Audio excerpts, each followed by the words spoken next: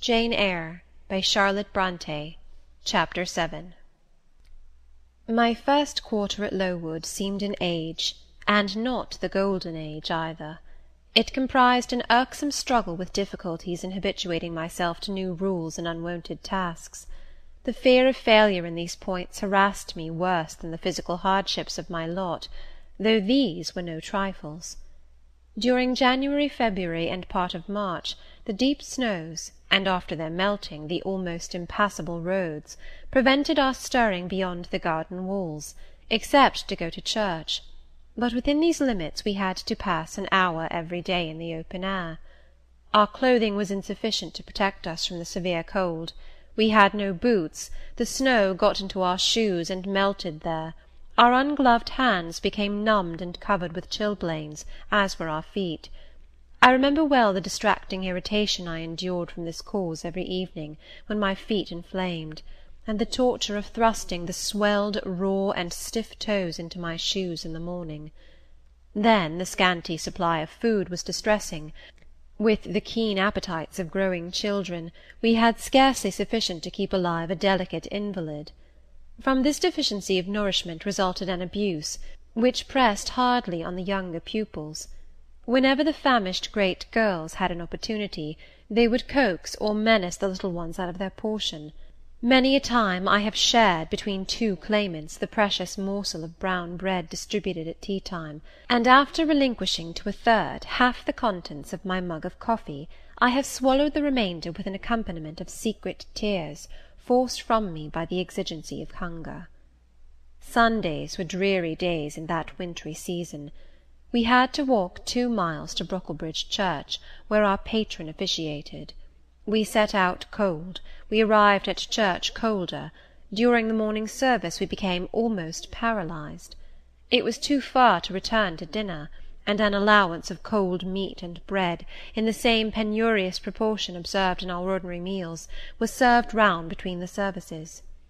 At the close of the afternoon service we returned by an exposed and hilly road, where the bitter winter wind, blowing over a range of snowy summits to the north, almost flayed the skin from our faces. I can remember Miss Temple walking lightly and rapidly along our drooping line, her plaid cloak, which the frosty wind fluttered, gathered close about her, and encouraging us by precept and example to keep up our spirits and march forward, as she said, like stalwart soldiers. The other teachers, poor things, were generally themselves too much dejected to attempt the task of cheering others. How we longed for the light and heat of a blazing fire when we got back! But to the little ones at least this was denied. Each hearth in the schoolroom was immediately surrounded by a double row of great girls, and behind them the younger children crouched in groups, wrapping their starved arms in their pinafores. A little solace came at tea-time in the shape of a double ration of bread, a whole instead of a half slice, with the delicious addition of a thin scrape of butter. It was the hebdomadal treat to which we all looked forward from Sabbath to Sabbath. I generally contrived to reserve a moiety of this bounteous repast for myself, but the remainder I was invariably obliged to part with. The Sunday evening was spent in repeating by heart the church catechism, and the 5th, 6th, and 7th chapters of St. Matthew, and in listening to a long sermon read by Miss Miller, whose irrepressible yawns attested her weariness. A frequent interlude of these performances was the enactment of the part of Eutychus by some half-dozen of little girls, who, overpowered with sleep, would fall down, if not out of the 3rd loft, yet off the 4th form, and be taken up half dead. The remedy was to thrust them forward into the centre of the schoolroom, and oblige them to stand there till the sermon was finished. Sometimes their feet failed them, and they sank together in a heap. They were then propped up with the monitor's high stools. I have not yet alluded to the visits of Mr. Brocklehurst, and indeed that gentleman was from home during the great part of the first month after my arrival, perhaps prolonging his stay with his friend the Archdeacon. His absence was a relief to me. I need not say that I had my own reasons for dreading his coming, but come he did at last. One afternoon, I had then been 3 weeks at Lowood, as I was sitting with a slate in my hand puzzling over a sum in long division, My eyes, raised in abstraction to the window, caught sight of a figure just passing. I recognized almost instinctively that gaunt outline; and when, 2 minutes after, all the school, teachers included, rose en masse, it was not necessary for me to look up in order to ascertain whose entrance they thus greeted. A long stride measured the schoolroom, and presently beside Miss Temple, who had herself risen, stood the same black column which had frowned on me so ominously from the hearthrug of Gateshead. I now glanced sideways at this piece of architecture. Yes, I was right. It was Mr. Brocklehurst, buttoned up in a surtout, and looking longer, narrower, and more rigid than ever. I had my own reasons for being dismayed at this apparition. Too well I remembered the perfidious hints given by Mrs. Reed about my disposition, etc. The promise pledged by Mr. Brocklehurst to apprise Miss Temple and the teachers of my vicious nature. All along I had been dreading the fulfilment of this promise. I had been looking out daily for the coming man, whose information respecting my past life and conversation was to brand me as a bad child for ever. Now there he was. He stood at Miss Temple's side. He was speaking low in her ear. I did not doubt he was making disclosures of my villainy, and I watched her eye with painful anxiety, expecting every moment to see its dark orb turn on me a glance of repugnance and contempt. I listened too, and as I happened to be seated quite at the top of the room, I caught most of what he said. Its import relieved me from immediate apprehension. "I suppose, Miss Temple, the thread I bought at Lowton will do. It struck me that it would be just of the quality for the calico chemises, and I sorted the needles to match.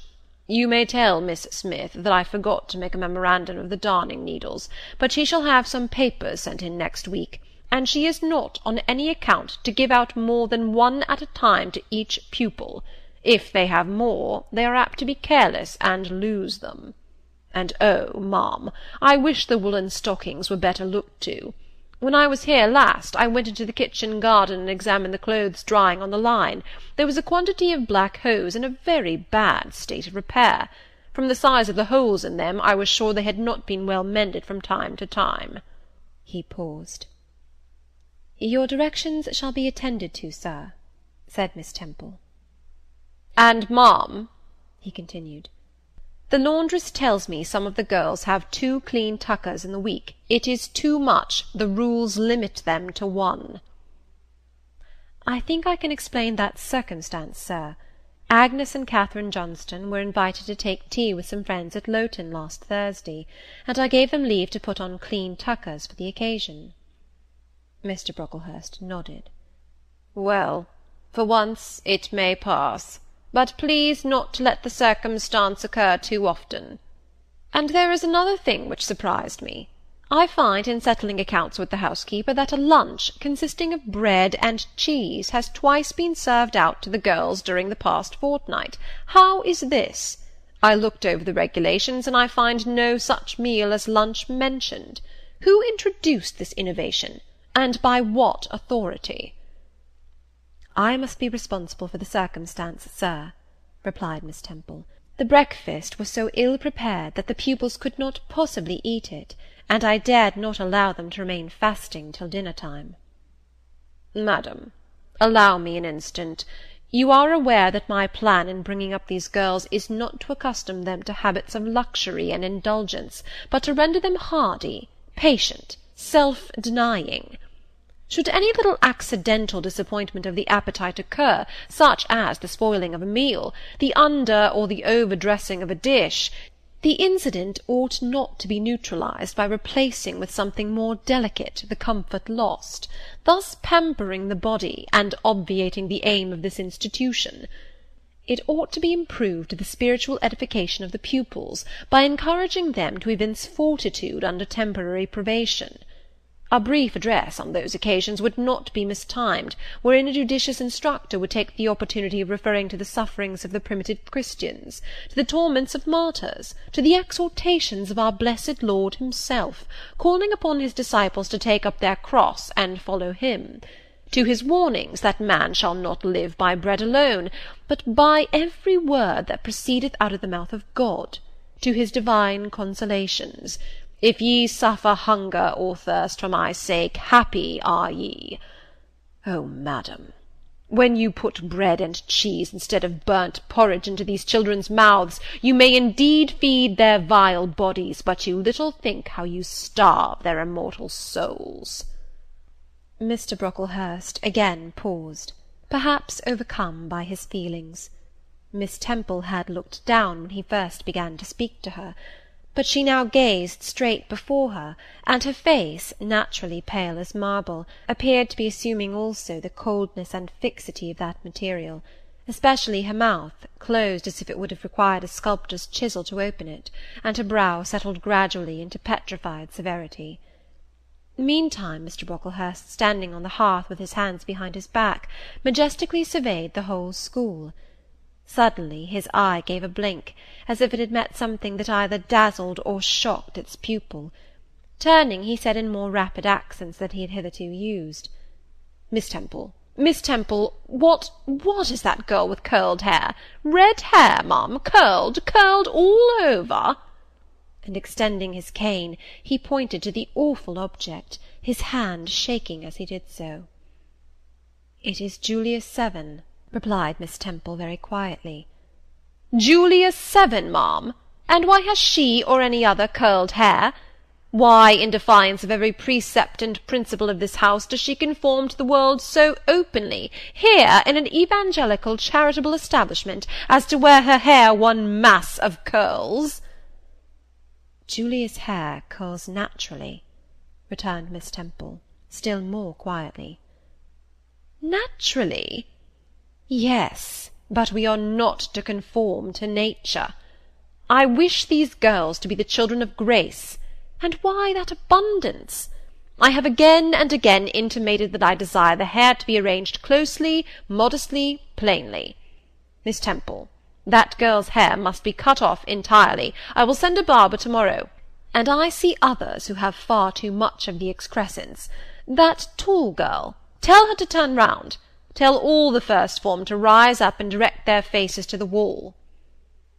Miss Temple passed her handkerchief over her lips, as if to smooth away the involuntary smile that curled them. She gave the order, however, and when the first class could take in what was required of them, they obeyed. Leaning a little back on my bench, I could see the looks and grimaces with which they commented on this manoeuvre. It was a pity Mr. Brocklehurst could not see them too. He would perhaps have felt that, whatever he might do with the outside of the cup and platter, the inside was further beyond his interference than he imagined. He scrutinized the reverse of these living medals some 5 minutes, then pronounced sentence. These words fell like the knell of doom. "All those top-knots must be cut off." Miss Temple seemed to remonstrate. "Madam," he pursued, "I have a master to serve whose kingdom is not of this world. My mission is to mortify in these girls the lusts of the flesh, to teach them to clothe themselves with shamefacedness and sobriety, not with braided hair and costly apparel. And each of the young persons before us has a string of hair twisted in plaits, which vanity itself might have woven. These, I repeat, must be cut off. Think of the time wasted of—" Mr. Brocklehurst was here interrupted. 3 other visitors, ladies, now entered the room. They ought to have come a little sooner to have heard his lecture on dress, for they were splendidly attired in velvet, silk, and furs. The 2 younger of the trio, fine girls of 16 and 17, had grey beaver hats, then in fashion, shaded with ostrich plumes, and from under the brim of this graceful head-dress fell a profusion of light tresses, elaborately curled. The elder lady was enveloped in a costly velvet shawl, trimmed with ermine, and she wore a false front of French curls. These ladies were deferentially received by Miss Temple as Mrs. and the Misses Brocklehurst, and conducted to seats of honour at the top of the room. It seems they had come in the carriage with their reverend relative, and had been conducting a rummaging scrutiny of the rooms upstairs, while he transacted business with the housekeeper, questioned the laundress, and lectured the superintendent. They now proceeded to address divers remarks and reproofs to Miss Smith, who was charged with the care of the linen and inspection of the dormitories, but I had no time to listen to what they said. Other matters called off and enchanted my attention. Hitherto, while gathering up the discourse of Mr. Brocklehurst and Miss Temple, I had not at the same time neglected precautions to secure my personal safety, which I thought would be effected if I could only elude observation. To this end I had sat well back on the form, and while seeming to be busy with my sum, had held my slate in such a manner as to conceal my face. I might have escaped notice, had not my treacherous slate somehow happened to slip from my hand, and falling with an obtrusive crash, directly drawn every eye upon me. I knew it was all over now, and as I stooped to pick up the 2 fragments of slate, I rallied my forces for the worst. It came. "A careless girl," said Mr. Brocklehurst, and immediately after, "It is the new pupil, I perceive." And before I could draw breath, "I must not forget I have a word to say respecting her." Then aloud, how loud it seemed to me, "Let the child who broke her slate come forward." Of my own accord I could not have stirred. I was paralysed. But the 2 great girls who sit on each side of me set me on my legs and pushed me towards the dread judge, and then Miss Temple gently assisted me to his very feet, and I caught her whispered counsel. "Don't be afraid, Jane. I saw it was an accident. You shall not be punished." The kind whisper went to my heart like a dagger. Another minute, and she will despise me for a hypocrite, thought I. And an impulse of fury against Reed, Brocklehurst and Company bounded in my pulses at the conviction. I was no Helen Burns. "Fetch that stool," said Mr. Brocklehurst, pointing to a very high one from which a monitor had just risen. It was brought. "Place the child upon it." And I was placed there, by whom I don't know. I was in no condition to note particulars. I was only aware that they had hoisted me up to the height of Mr. Brocklehurst's nose, that he was within a yard of me, and that a spread of shot orange and purple silk pelisses, and a cloud of silvery plumage extended and waved below me. Mr. Brocklehurst hemmed. "Ladies," said he, turning to his family, "Miss Temple, teachers, and children, you all see this girl?" Of course they did, for I felt their eyes directed like burning glasses against my scorched skin. "You see she is yet young. You observe she possesses the ordinary form of childhood. God has graciously given her the shape that he has given to all of us. No signal deformity points her out as a marked character. Who would think that the evil one had already found a servant and agent in her? Yet such, I grieve to say, is the case." A pause, in which I began to steady the palsy of my nerves, and to feel that the Rubicon was passed, and that the trial no longer to be shirked must be firmly sustained. "My dear children," pursued the black marble clergyman with pathos, "this is a sad, a melancholy occasion, for it becomes my duty to warn you that this girl, who might be one of God's own lambs, is a little castaway, not a member of the true flock, but evidently an interloper and an alien. You must be on your guard against her.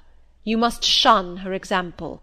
If necessary, avoid her company, exclude her from your sports, and shut her out from your converse. Teachers, you must watch her. Keep your eyes on her movements, weigh well her words, scrutinize her actions, punish her body to save her soul, if indeed such salvation be possible, for, my tongue falters while I tell it, this girl, this child, the native of a Christian land, worse than many a little heathen who says its prayers to Brahma and kneels before Juggernaut, this girl is a liar." Now came a pause of 10 minutes, during which I, by this time in perfect possession of my wits, observed all the female Brocklehursts produce their pocket-handkerchiefs, and apply them to their optics, while the elderly lady swayed herself to and fro, and the 2 younger ones whispered, "How shocking!" Mr. Brocklehurst resumed. "This I learned from her benefactress, from the pious and charitable lady who adopted her in her orphan state, reared her as her own daughter, and whose kindness, whose generosity the unhappy girl repaid by an ingratitude so bad, so dreadful, that at last her excellent patroness was obliged to separate her from her own young ones, fearful lest her vicious example should contaminate their purity. She has sent her here to be healed, even as the Jews of old sent their disease to the troubled pool of Bethesda. And teachers, superintendent, I beg of you not to allow the waters to stagnate round her." With this sublime conclusion, Mr. Brocklehurst adjusted the top button of his surtout, muttered something to his family, who rose, bowed to Miss Temple, and then all of the great people sailed in state from the room. Turning at the door, my judge said, "Let her stand half an hour longer on that stool, and let no one speak to her during the remainder of the day." There was I, then, mounted aloft.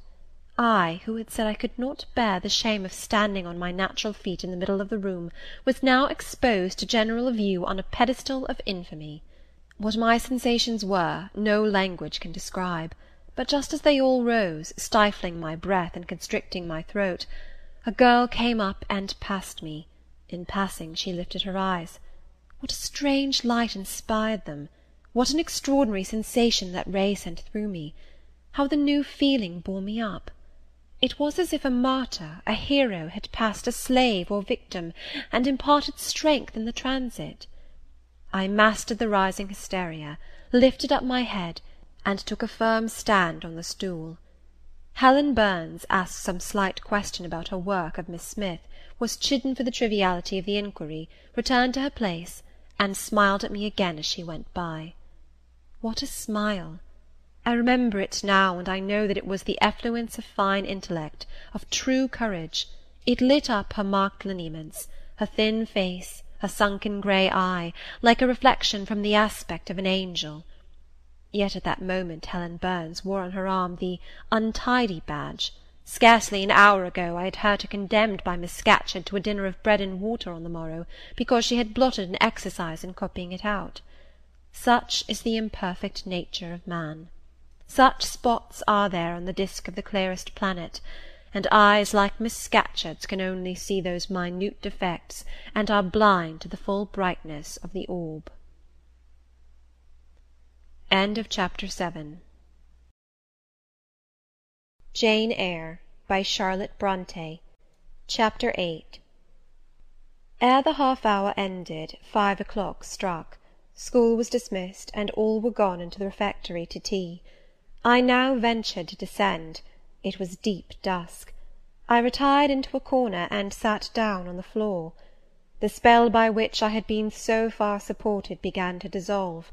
Reaction took place, and soon so overwhelming was the grief that seized me, I sank prostrate with my face to the ground.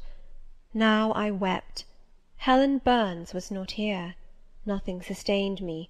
Left to myself, I abandoned myself, and my tears watered the boards. I had meant to be so good, and to do so much at Lowood, to make so many friends, to earn respect and win affection. Already I had made visible progress. That very morning I had reached the head of my class. Miss Miller had praised me warmly. Miss Temple had smiled approbation. She had promised to teach me drawing, and to let me learn French, if I continued to make similar improvement 2 months longer. And then I was well received by my fellow pupils, treated as an equal by those of my own age, and not molested by any. Now, here I lay again, crushed and trodden on, and could I ever rise more? Never, I thought, and ardently I wished to die. While sobbing out this wish in broken accents, some one approached. I started up. Again Helen Burns was near me.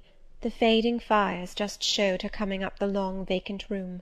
She brought my coffee and bread. "Come, eat something," she said. But I put both away from me, feeling as if a drop or a crumb would have choked me in my present condition. Helen regarded me, probably with surprise. I could not now abate my agitation, though I tried hard. I continued to weep aloud.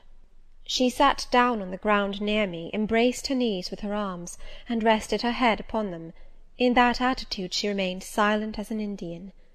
I was the first who spoke. "Helen, Why do you stay with a girl whom everybody believes to be a liar?"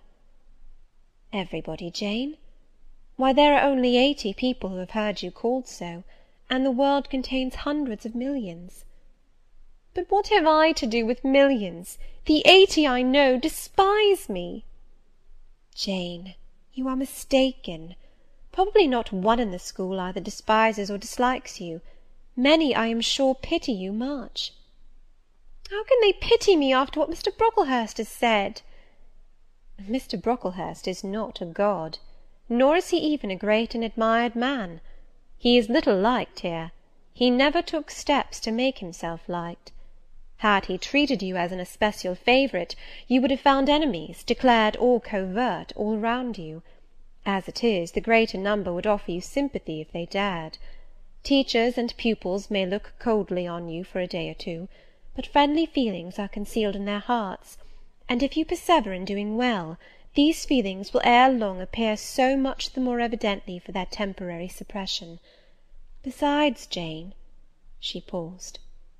"Well, Helen?" said I, putting my hand into hers. She chafed my fingers gently to warm them, and went on. "If all the world hated you, and believed you wicked, while your own conscience approved you, and absolved you from guilt, you would not be without friends." "No, I know I should think well of myself, but that is not enough. If others don't love me, I would rather die than live. I cannot bear to be solitary and hated, Helen. Look here, to gain some real affection from you, or Miss Temple, or any other whom I truly love, I would willingly submit to have the bone of my arm broken, or to let a bull toss me, or to stand behind a kicking horse, and let it dash its hoof at my chest. Hush, Jane! You think too much of the love of human beings. You are too impulsive, too vehement. The sovereign hand that created your frame and put life into it, has provided you with other resources than your feeble self, or than creatures feeble as you. Besides this earth, and besides the race of men, there is an invisible world and a kingdom of spirits. That world is round us, for it is everywhere, and those spirits watch us, for they are commissioned to guard us. And if we were dying in pain and shame, if scorn smote us on all sides, and hatred crushed us, angels see our tortures, recognise our innocence, if innocent we be, as I know you are of this charge, which Mr. Brocklehurst has weakly and pompously repeated at second hand from Mrs. Reed; for I read a sincere nature in your ardent eyes, and on your clear front. And God waits only the separation of spirit from flesh to crown us with a full reward. Why then should we ever sink overwhelmed with distress, when life is so soon over, and death is so certain an entrance to happiness, to glory?" I was silent. Helen had calmed me, but in the tranquillity she imparted there was an alloy of inexpressible sadness. I felt the impression of woe as she spoke, but I could not tell whence it came; and when, having done speaking, she breathed a little fast, and coughed a short cough, I momentarily forgot my own sorrows to yield to a vague concern for her. Resting my head on Helen's shoulder, I put my arms round her waist. She drew me to her, and we reposed in silence. We had not sat long thus, when another person came in.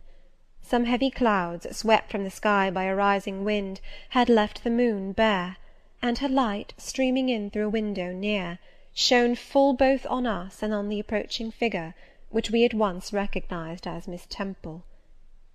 "I came on purpose to find you, Jane Eyre," said she. "I want you in my room, and as Helen Burns is with you, she may come too." We went, following the superintendent's guidance. We had to thread some intricate passages, and mount a staircase before we reached her apartment. It contained a good fire, and looked cheerful. Miss Temple told Helen Burns to be seated in a low arm-chair on one side of the hearth, and herself taking another, she called me to her side. "Is it all over?" she asked, looking down at my face. "Have you cried your grief away?" "I'm afraid I never shall do that." "Why?" "Because I have been wrongly accused, and you, ma'am, and everybody else, will now think me wicked." "We shall think you what you prove yourself to be, my child. Continue to act as a good girl, and you will satisfy us." "Shall I, Miss Temple?" "You will," said she, passing her arm round me. "And now tell me, who was the lady whom Mr. Brocklehurst called your benefactress?" "Mrs. Reed, my uncle's wife. My uncle is dead, and he left me to her care." "Did she not then adopt you of her own accord?" "No, ma'am. She was sorry to have to do it; but my uncle, as I have often heard the servants say, got her to promise before he died that she would always keep me."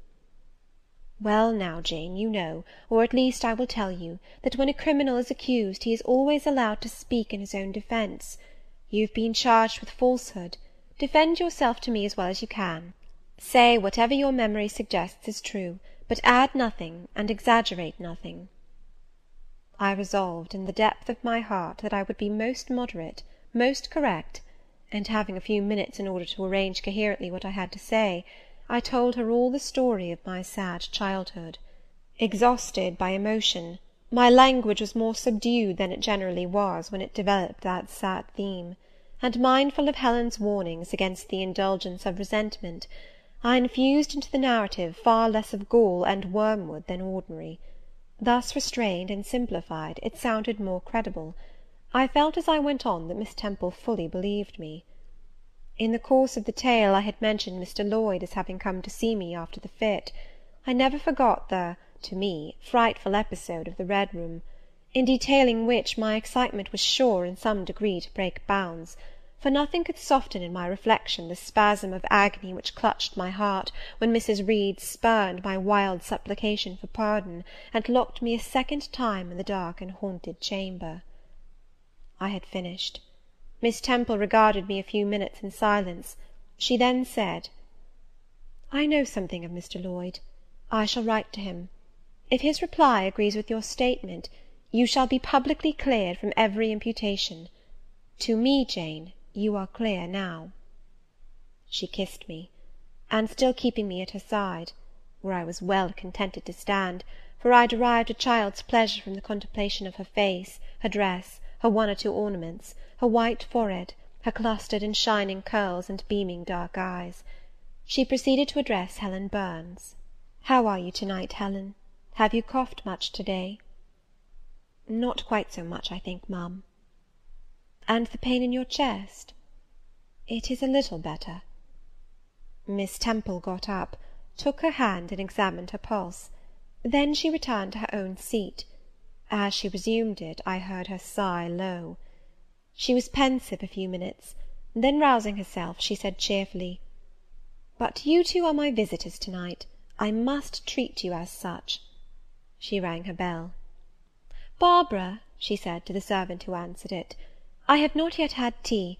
Bring the tray, and place cups for these two young ladies." And a tray was soon brought. How pretty, to my eyes, did the china cups and bright teapot look, placed on the little round table near the fire! How fragrant was the steam of the beverage, and the scent of the toast! Of which, however, I, to my dismay, for I was beginning to be hungry, discerned only a very small portion. Miss Temple discerned it too. "Barbara," said she, "can you not bring a little more bread and butter? There is not enough for 3. Barbara went out. She returned soon. "Madam, Mrs. Harden says she has sent up the usual quantity." Mrs. Harden, be it observed, was the housekeeper, a woman after Mr. Brocklehurst's own heart, made up of equal parts of whalebone and iron. "Oh, very well," returned Miss Temple, "we must make it do, Barbara, I suppose." As the girl withdrew, she added, smiling, "Fortunately, I have it in my power to supply deficiencies for this once." Having invited Helen and me to approach the table, and placed before each of us a cup of tea with one delicious but thin morsel of toast, she got up, unlocked a drawer, and taking from it a parcel wrapped in paper, disclosed presently to our eyes a good-sized seed cake.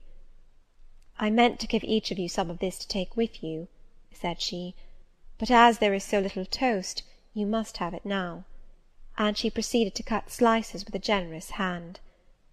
We feasted that evening as on nectar and ambrosia, and not the least delight of the entertainment was the smile of gratification with which our hostess regarded us, as we satisfied our famished appetites on the delicate fare she liberally supplied. Tea over, and the tray removed, she again summoned us to the fire. We sat one on each side of her, and now a conversation followed between her and Helen, which it was indeed a privilege to be admitted to hear. Miss Temple had always something of serenity in her air, of state in her mien, of refined propriety in her language, which precluded deviation into the ardent, the excited, the eager; something which chastened the pleasure of those who looked on her and listened to her, by a controlling sense of awe, and such was my feeling now; but as to Helen Burns, I was struck with wonder.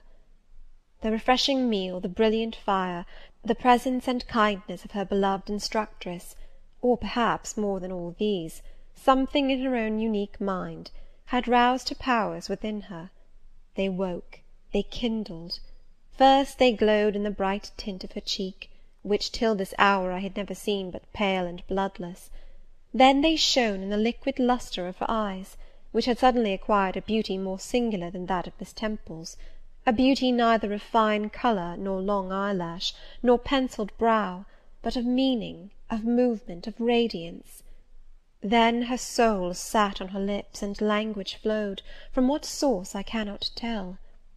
Has a girl of 14 a heart large enough, vigorous enough, to hold the swelling spring of pure, full, fervid eloquence? Such was the characteristic of Helen's discourse on that, to me, memorable evening. Her spirit seemed hastening to live, within a very brief span, as much as many live during a protracted existence. They conversed of things I had never heard of nations and times past, of countries far away, of secrets of nature discovered or guessed at. They spoke of books, how many they had read, what stores of knowledge they possessed. Then they seemed so familiar with French names and French authors; but my amazement reached its climax when Miss Temple asked Helen if she sometimes snatched a moment to recall the Latin her father had taught her, and, taking a book from a shelf, bade her read and construe a page of Virgil; and Helen obeyed, my organ of veneration expanding at every sounding line. She had scarcely finished ere the bell announced bedtime. No delay could be admitted. Miss Temple embraced us both, saying, as she drew us to her heart, "God bless you, my children." Helen she held a little longer than me. She let her go more reluctantly. It was Helen her eye followed to the door. It was for her she a second time breathed a sad sigh; for her she wiped a tear from her cheek. On reaching the bedroom, we heard the voice of Miss Scatcherd. She was examining drawers. She had just pulled out Helen Burns, and when we entered, Helen was greeted with a sharp reprimand, and told that to-morrow she should have half a dozen of untidily folded articles pinned to her shoulder. "My things were indeed in shameful disorder," murmured Helen to me in a low voice. "I intended to have arranged them, but I forgot." Next morning Miss Scatcherd wrote in conspicuous characters on a piece of pasteboard the word "Slattern," and bound it like a phylactery around Helen's large, mild, intelligent, and benign-looking forehead. She wore it till evening, patient, unresentful, regarding it as deserved punishment. The moment Miss Scatcherd withdrew after afternoon school, I ran to Helen, tore it off, and thrust it into the fire. The fury of which she was incapable had been burning in my soul all day, and tears, hot and large, had continually been scalding my cheek, for the spectacle of her sad resignation gave me an intolerable pain at the heart. About a week subsequently to the incidents above narrated, Miss Temple, who had written to Mr. Lloyd, received his answer. It appeared that what he said went to corroborate my account. Miss Temple, having assembled the whole school, announced that inquiry had been made into the charges alleged against Jane Eyre, and that she was most happy to be able to pronounce her completely cleared from every imputation. The teachers then shook hands with me and kissed me, and a murmur of pleasure ran through the ranks of my companions. Thus relieved of a grievous load, I from that hour set to work afresh, resolved to pioneer my way through every difficulty. I toiled hard, and my success was proportionate to my efforts. My memory, not naturally tenacious, improved with practice. Exercise sharpened my wits. In a few weeks I was promoted to a higher class. In less than 2 months I was allowed to commence French and drawing. I learned the first 2 tenses of the verb être, and sketched my first cottage, whose walls, by the by, outrivalled in slope those of the leaning tower of Pisa, on the same day. That night, on going to bed, I forgot to prepare in imagination the Barmecide supper of hot roast potatoes, or white bread and new milk, with which I was wont to amuse my inward cravings. I feasted instead on the spectacle of ideal drawings which I saw in the dark, all the work of my own hands, freely pencilled houses and trees, picturesque rocks and ruins, Cuyp-like groups of cattle, sweet paintings of butterflies hovering over unblown roses, of birds picking at ripe cherries, of wrens' nests enclosing pearl-like eggs, wreathed about with young ivy sprays. I examined, too, in thought, the possibility of my ever being able to translate currently a certain little French story which Madame Pirot had that day shown me, nor was that problem solved to my satisfaction ere I fell sweetly asleep. Well has Solomon said, better is a dinner of herbs where love is, than a stalled ox and hatred therewith.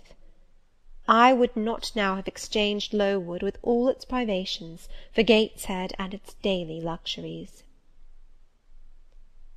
Chapter 8. Jane Eyre, by Charlotte Bronte. Chapter 9.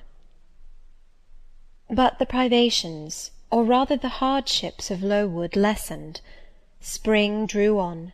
She was indeed already come. The frosts of winter had ceased. Its snows were melted, its cutting winds ameliorated.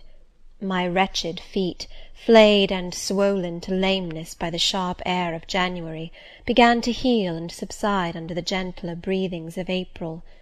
The nights and mornings no longer by their Canadian temperature froze the very blood in our veins.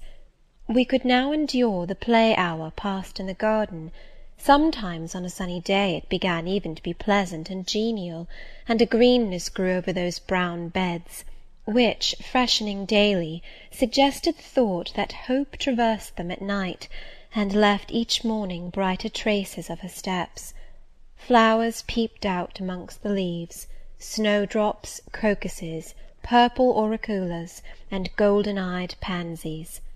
On Thursday afternoons, half-holidays, we now took walks, and found still sweeter flowers opening by the wayside, under the hedges. I discovered, too, that a great pleasure, an enjoyment which the horizon only bounded, lay all outside the high and spike-guarded walls of our garden. This pleasure consisted in prospect of noble summits girdling a great hill-hollow, rich in verdure and shadow, in a bright beck, full of dark stones and sparkling eddies. How different had this scene looked when I viewed it laid out beneath the iron sky of winter, stiffened in frost, shrouded with snow! When mists as chill as death wandered to the impulse of east winds along those purple peaks, and rolled down Ing and Holm till they blended with the frozen fog of the beck. The beck itself was then a torrent, turbid and curbless. It tore asunder the wood, and sent a raving sound through the air, often thickened with wild rain or whirling sleet; and for the forest on its banks, that showed only ranks of skeletons. April advanced to May. A bright serene May it was. Days of blue sky, placid sunshine, and soft western or southern gales filled up its duration. And now vegetation matured with vigour. Lowood shook loose its tresses, it became all green, all flowery. Its great elm, ash, and oak skeletons were restored to majestic life. Woodland plants sprang up profusely in its recesses. Unnumbered varieties of moss filled its hollows, and it made a strange ground sunshine out of the wealth of its wild primrose plants. I have seen their pale gold gleam in overshadowed spots, like scatterings of the sweetest lustre. All this I enjoyed often and fully, free, unwatched, and almost alone, For this unwonted liberty and pleasure there was a cause, to which it now becomes my task to advert. Have I not described a pleasant site for a dwelling, when I speak of it as bosomed in hill and wood, and rising from the verge of a stream? Assuredly pleasant enough, but whether healthy or not is another question. That forest dell, where Lowood lay, was the cradle of fog, and fog-bred pestilence, which, quickening with the quickening spring, crept into the orphan asylum, breathed typhus through its crowded schoolroom and dormitory, and ere May arrived, transformed the seminary into a hospital. Semi-starvation and neglected colds had predisposed most of the pupils to receive infection. 45 out of the 80 girls lay ill at one time. Classes were broken up, rules relaxed. The few who continued well were allowed almost unlimited license, because the medical attendant insisted on the necessity of frequent exercise to keep them in health, and had it been otherwise, no one had leisure to watch or restrain them. Miss Temple's whole attention was absorbed by the patients. She lived in the sick-room, never quitting it except to snatch a few hours' rest at night.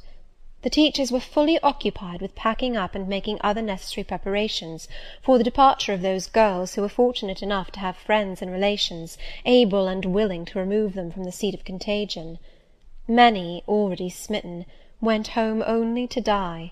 Some died at the school, and were buried quietly and quickly, the nature of the malady forbidding delay. While disease had thus become an inhabitant of Lowood, and death its frequent visitor, while there was gloom and fear within its walls, while its rooms and passages steamed with hospital smells, the drug and the pastille striving vainly to overcome the effluvia of mortality, that bright May shone unclouded over the bold hills and beautiful woodland out of doors. Its garden, too, glowed with flowers. Hollyhocks had sprung up tall as trees, lilies had opened, tulips and roses were in bloom, the borders of the little beds were gay with pink thrift and crimson double daisies, the sweetbriars gave out, morning and evening, their scent of spice and apples, and these fragrant treasures were all useless for most of the inmates of Lowood, except to furnish now and then a handful of herbs and blossoms to put in a coffin. But I, and the rest who continued well, enjoyed fully the beauties of the scene and season. They let us ramble in the wood, like gipsies, from morning till night. We did what we liked, went where we liked. We lived better too. Mr. Brocklehurst and his family never came near Lowood now. Household matters were not scrutinized into. The cross housekeeper was gone, driven away by the fear of infection. Her successor, who had been matron at the Lowton dispensary, unused to the ways of her new abode, provided with comparative liberality. Besides, there were fewer to feed. The sick could eat little. Our breakfast basins were better filled. When there was no time to prepare a regular dinner, which happened often, she would give us a large piece of cold pie, or a thick slice of bread and cheese, and this we carried away with us to the wood, where we each chose the spot we liked best, and dined sumptuously. My favourite seat was a smooth and broad stone, rising white and dry from the very middle of the beck, and only to be got at by wading through the water, a feat I accomplished barefoot. The stone was just broad enough to accommodate, comfortably, another girl and me, at that time my chosen comrade, one Mary Ann Wilson, a shrewd, observant personage, whose society I took pleasure in, partly because she was witty and original, and partly because she had a manner which set me at my ease. Some years older than I, she knew more of the world, and could tell me many things I liked to hear. With her my curiosity found gratification. To my faults also she gave ample indulgence, never imposing curb or rein on anything I said. She had a turn for narrative, I for analysis. She liked to inform, I to question. So we got on swimmingly together, deriving much entertainment, if not much improvement, from our mutual intercourse. And where, meantime, was Helen Burns? Why did I not spend these sweet days of liberty with her? Had I forgotten her? Or was I so worthless as to have grown tired of her pure society? Surely the Marianne Wilson I have mentioned was inferior to my first acquaintance.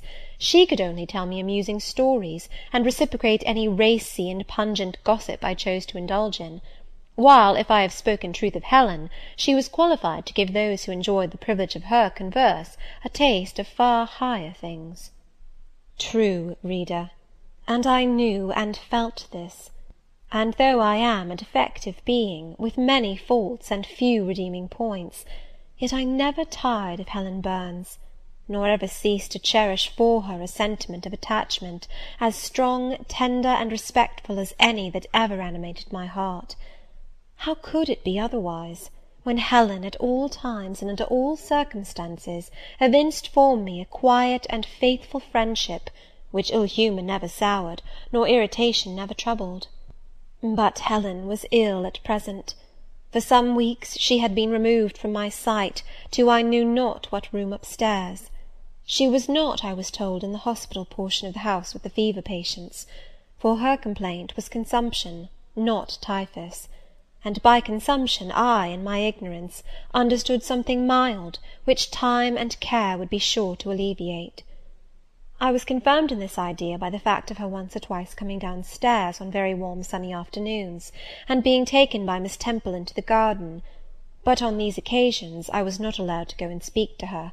I only saw her from the schoolroom window, and then not distinctly, for she was much wrapped up, and sat at a distance under the verandah. One evening, in the beginning of June, I had stayed out very late with Marianne in the wood. We had, as usual, separated ourselves from the others, and had wandered far, so far that we lost our way, and had to ask it at a lonely cottage, where a man and woman lived, who looked after a herd of half-wild swine that fed on the mast in the wood. When we got back, it was after moonrise. A pony, which we knew to be the surgeon's, was standing at the garden door. Marianne remarked that she supposed some one must be very ill, as Mr. Bates had been sent for at that time of the evening. She went into the house.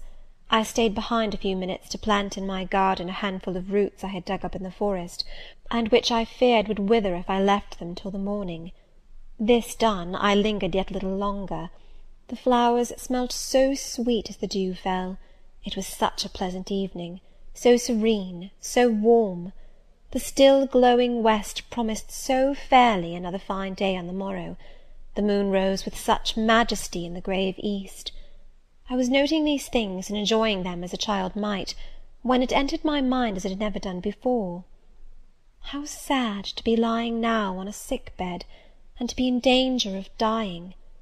This world is pleasant; it would be dreary to be called from it, and to have to go who knows where. And then my mind made its first earnest effort to comprehend what had been infused into it concerning heaven and hell, and for the first time it recoiled, baffled; and for the first time, glancing behind, on each side, and before it, it saw all round an unfathomed gulf. It felt the one point where it stood, the present; all the rest was formless cloud and vacant depth, and it shuddered at the thought of tottering and plunging amid that chaos. While pondering this new idea, I heard the front door open. Mr. Bates came out, and with him was a nurse. After she had seen him mount his horse and depart, she was about to close the door, but I ran up to her. "How is Helen Burns?" "Very poorly," was the answer. "Is it her Mr. Bates has been to see?"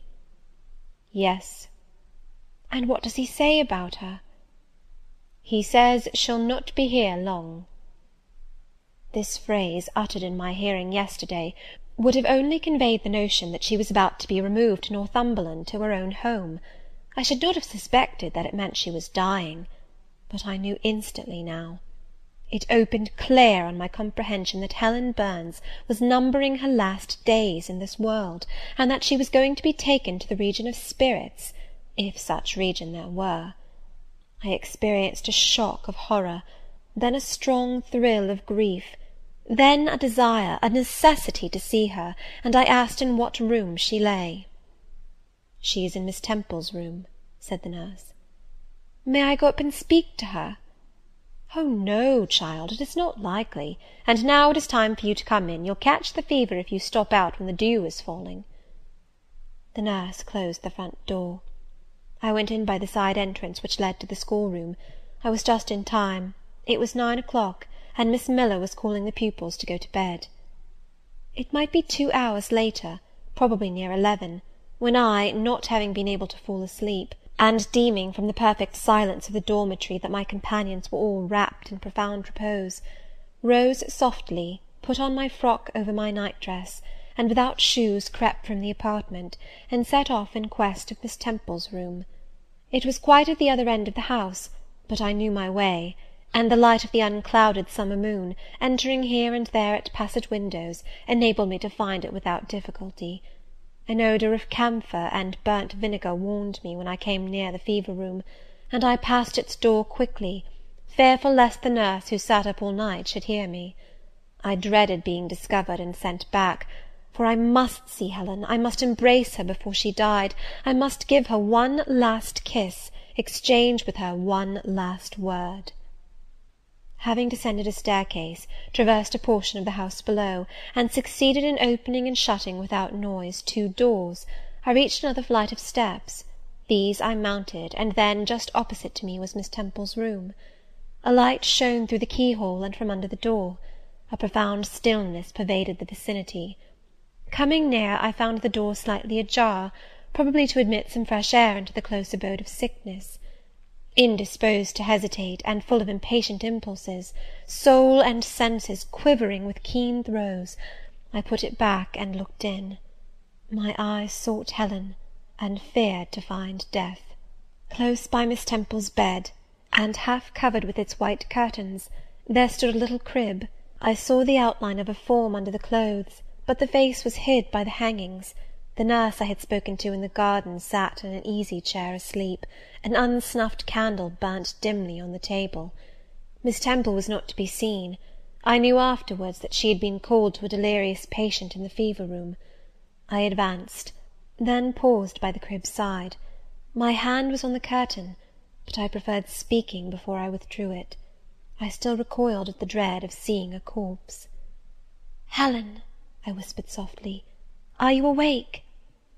She stirred herself, put back the curtain, and I saw her face, pale, wasted, but quite composed. She looked so little changed that my fear was instantly dissipated. "Can it be you, Jane?" she asked, in her own gentle voice. "Oh," I thought, "she is not going to die. They are mistaken. She could not speak and look so calmly if she were." I got under her crib and kissed her. Her forehead was cold, and her cheek both cold and thin, and so were her hand and wrist, but she smiled as of old. "Why are you come here, Jane? It is past 11 o'clock. I heard it strike some minutes since." "I came to see you, Helen. I heard you were very ill, and I could not sleep till I had spoken to you." "You came to bid me good-bye, then. You are just in time, probably." "Are you going somewhere, Helen? Are you going home?" "Yes, to my long home, my last home." "No, no, Helen!" I stopped, distressed.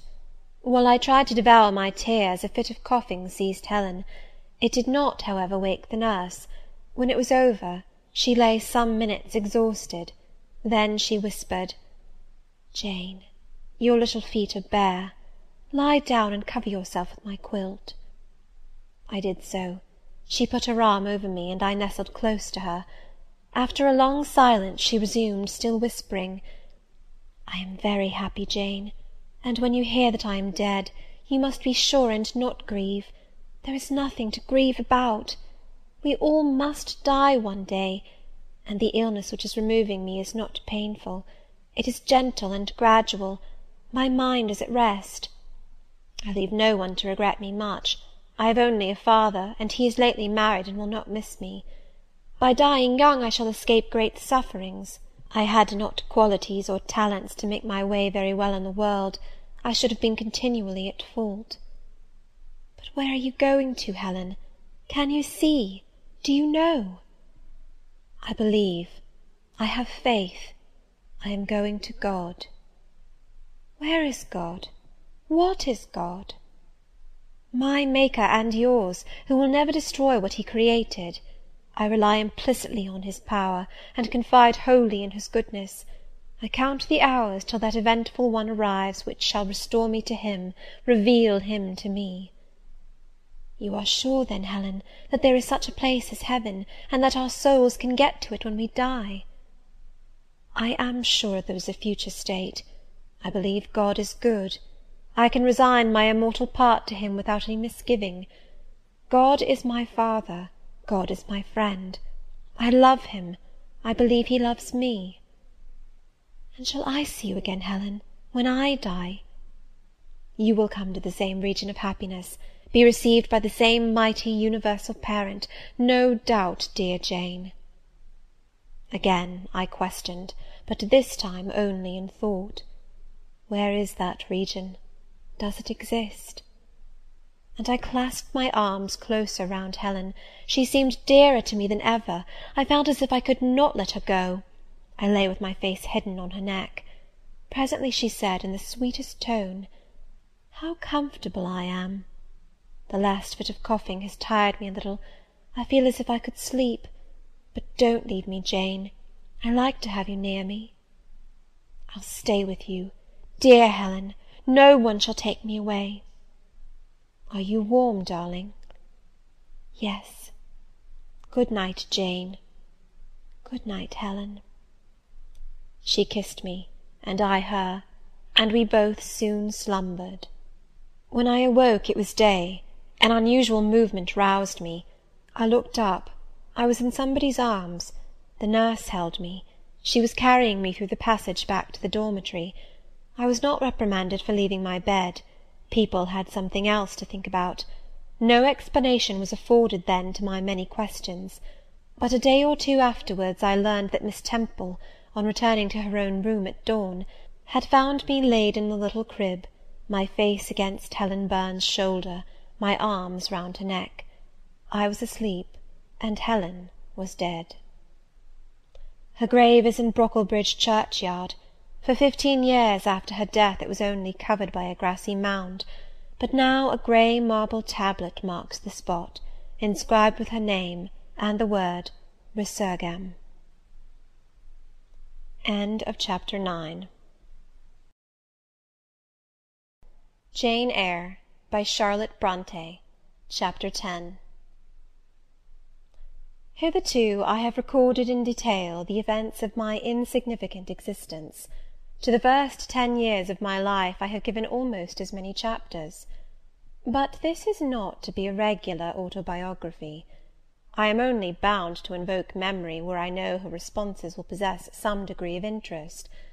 Therefore I now pass a space of 8 years almost in silence. A few lines only are necessary to keep up the links of connection.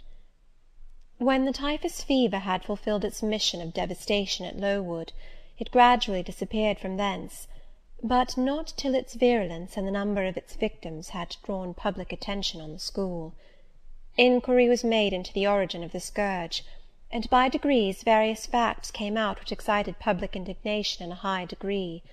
The unhealthy nature of the sight, the quantity and quality of the children's food, the brackish, fetid water used in its preparation, the pupils' wretched clothing and accommodations, all these things were discovered, and the discovery produced a result mortifying to Mr. Brocklehurst, but beneficial to the institution. Several wealthy and benevolent individuals in the county subscribed largely for the erection of a more convenient building in a better situation. New regulations were made, improvements in diet and clothing introduced. The funds of the school were entrusted to the management of a committee. Mr. Brocklehurst, who, from his wealth and family connections, could not be overlooked, still retained the post of treasurer, but he was aided in the discharge of his duties by gentlemen of rather more enlarged and sympathizing minds. His office of inspector, too, was shared by those who knew how to combine reason with strictness, comfort with economy, compassion with uprightness. The school, thus improved, became in time a truly useful and noble institution. I remained an inmate of its walls, after its regeneration, for 8 years, 6 as a pupil and 2 as a teacher, and in both capacities I bear my testimony to its value and importance. During those 8 years my life was uniform, but not unhappy, because it was not inactive. I had the means of an excellent education placed within my reach, a fondness for some of my studies, and a desire to excel in all, together with a great delight in pleasing my teachers. Especially such as I loved, urged me on.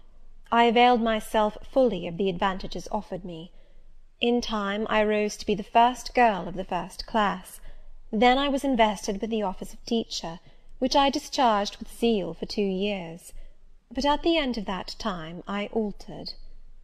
Miss Temple, through all changes, had thus far continued superintendent of the seminary.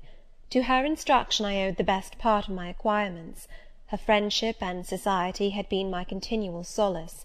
She had stood me in the stead of mother, governess, and latterly companion. At this period she married, removed with her husband, a clergyman, an excellent man, almost worthy of such a wife, to a distant county, and consequently was lost to me. From the day she left I was no longer the same. With her was gone every settled feeling, every association that had made Lowood in some degree a home to me. I had imbibed from her something of her nature and much of her habits. More harmonious thoughts, what seemed better regulated feelings, had become the inmates of my mind. I had given an allegiance to duty and order. I was quiet, I believed I was content. To the eyes of others, usually even to my own, I appeared a disciplined and subdued character. But destiny, in the shape of the Reverend Mr. Nasmyth, came between me and Miss Temple. I saw her in her travelling dress step into a post chaise, shortly after the marriage ceremony. I watched the chaise mount the hill and disappear beyond its brow, and then retired to my own room, and there spent in solitude the greatest part of the half-holiday granted in honour of the occasion. I walked about the chamber most of the time. I imagined myself only to be regretting my loss, and thinking how to repair it; but when my reflections were concluded, and I looked up and found that the afternoon was gone, and evening far advanced, another discovery dawned on me, namely, that in the interval I had undergone a transforming process, that my mind had put off all it had borrowed of Miss Temple, or rather that she had taken with her the serene atmosphere I had been breathing in her vicinity, and that now I was left in my natural element, and beginning to feel the stirring of old emotions. It did not seem as if a prop were withdrawn, but rather as if a motive were gone. It was not the power to be tranquil which had failed me, but the reason for tranquillity was no more. My world had for some years been in Lowood. My experience had been of its rules and systems. Now I remembered that the real world was wide, and that a varied field of hopes and fears, of sensations and excitements, awaited those who had courage to go forth into its expanse, to seek real knowledge of life amidst its perils. I went to my window, opened it, and looked out. There were the 2 wings of the building, there was the garden, there were the skirts of Lowood, there was the hilly horizon. My eye passed all other objects to rest on those most remote, the blue peaks. It was those I longed to surmount. All within their boundary of rock and heath seemed prison ground, exile limits. I traced the white road, winding round the base of one mountain, and vanishing in a gorge between 2. How I longed to follow it farther! I recalled the time when I had travelled that very road in a coach. I remembered descending that hill at twilight. An age seemed to have elapsed since the day which brought me first to Lowood, and I had never quitted it since. My vacations had been all spent at school. Mrs. Reed had never sent for me to Gateshead. Neither she nor any of her family had ever been to visit me. I had had no communication by letter or message with the outer world.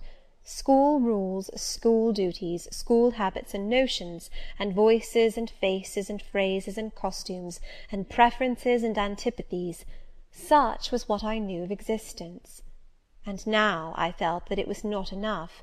I tired of the routine of 8 years in one afternoon. I desired liberty. For liberty I gasped, for liberty I uttered a prayer. It seemed scattered on the wind, then faintly blowing. I abandoned it and framed a humbler supplication, for change, stimulus. That petition, too, seemed swept off into vague space. "Then," cried I, half desperate, "grant me at least a new servitude." Here a bell ringing the hour of supper called me down stairs.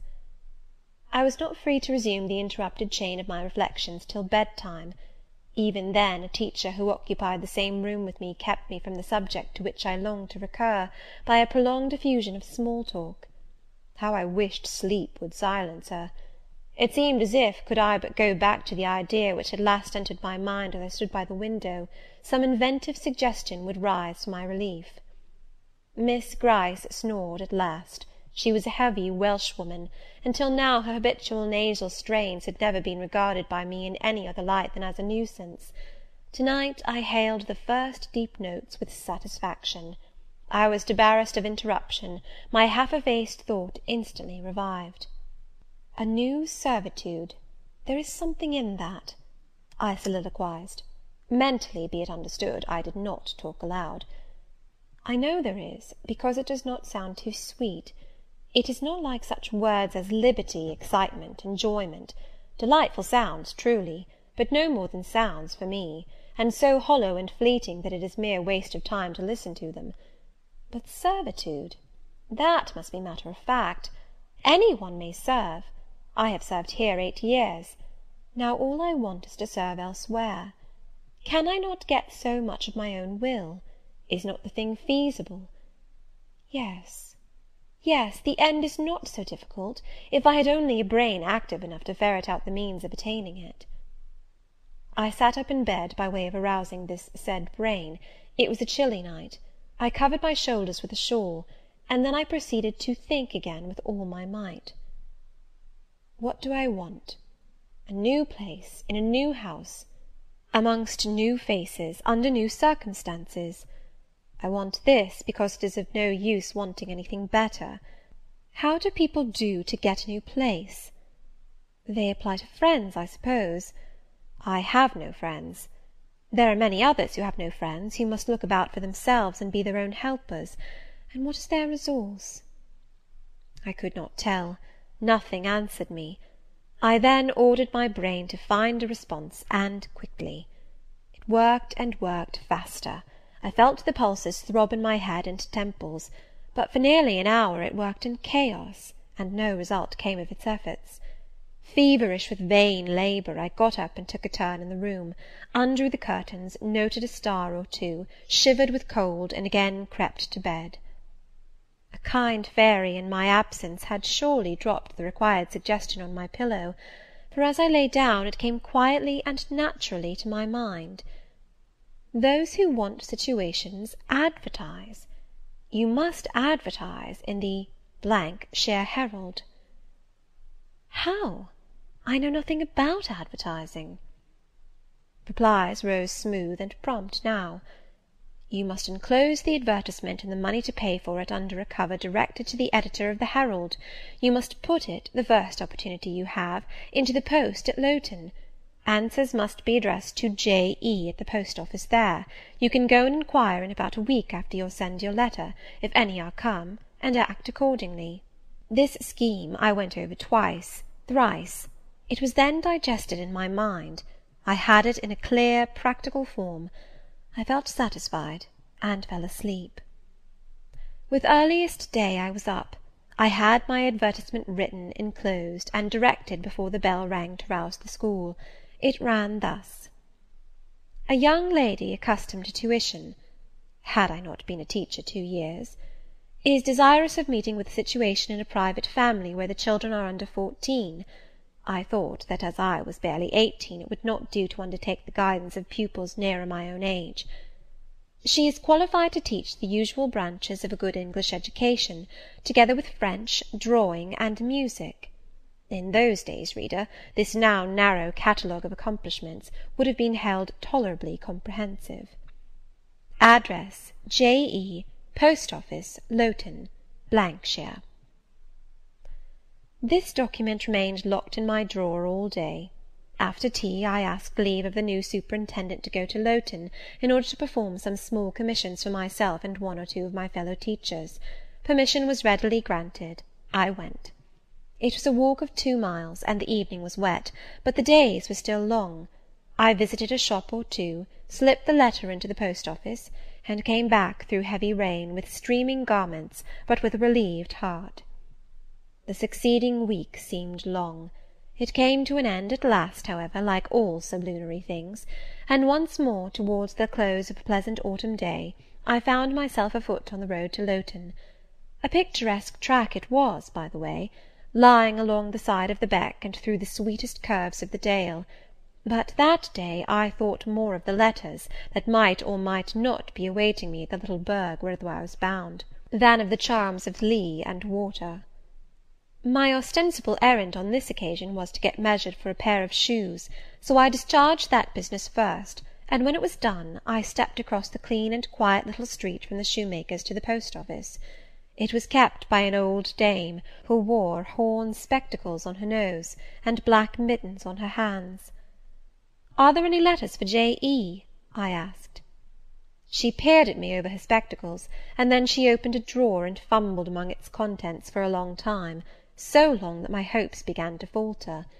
At last, having held a document before her glasses for nearly 5 minutes, she presented it across the counter, accompanying the act by another inquisitive and mistrustful glance. It was for J.E. "Is there only one?" I demanded. "There are no more," said she, and I put it in my pocket, and turned my face homeward. I could not open it then; rules obliged me to be back by 8, and it was already 7:30. Various duties awaited me on my arrival. I had to sit with the girls during their hour of study; then it was my turn to read prayers, to see them to bed. Afterwards I supped with the other teachers. Even when we finally retired for the night, the inevitable Miss Gryce was still my companion.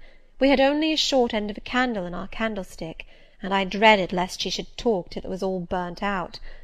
Fortunately, however, the heavy supper she had eaten produced a soporific effect. She was already snoring before I had finished undressing.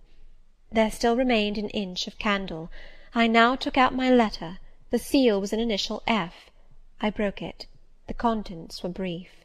"If J.E., who advertised in the shire Herald of last Thursday, possesses the acquirements mentioned, and if she is in a position to give satisfactory references as to character and competency, a situation can be offered her where there is but one pupil, a little girl, under 10 years of age, and where the salary is £30 per annum.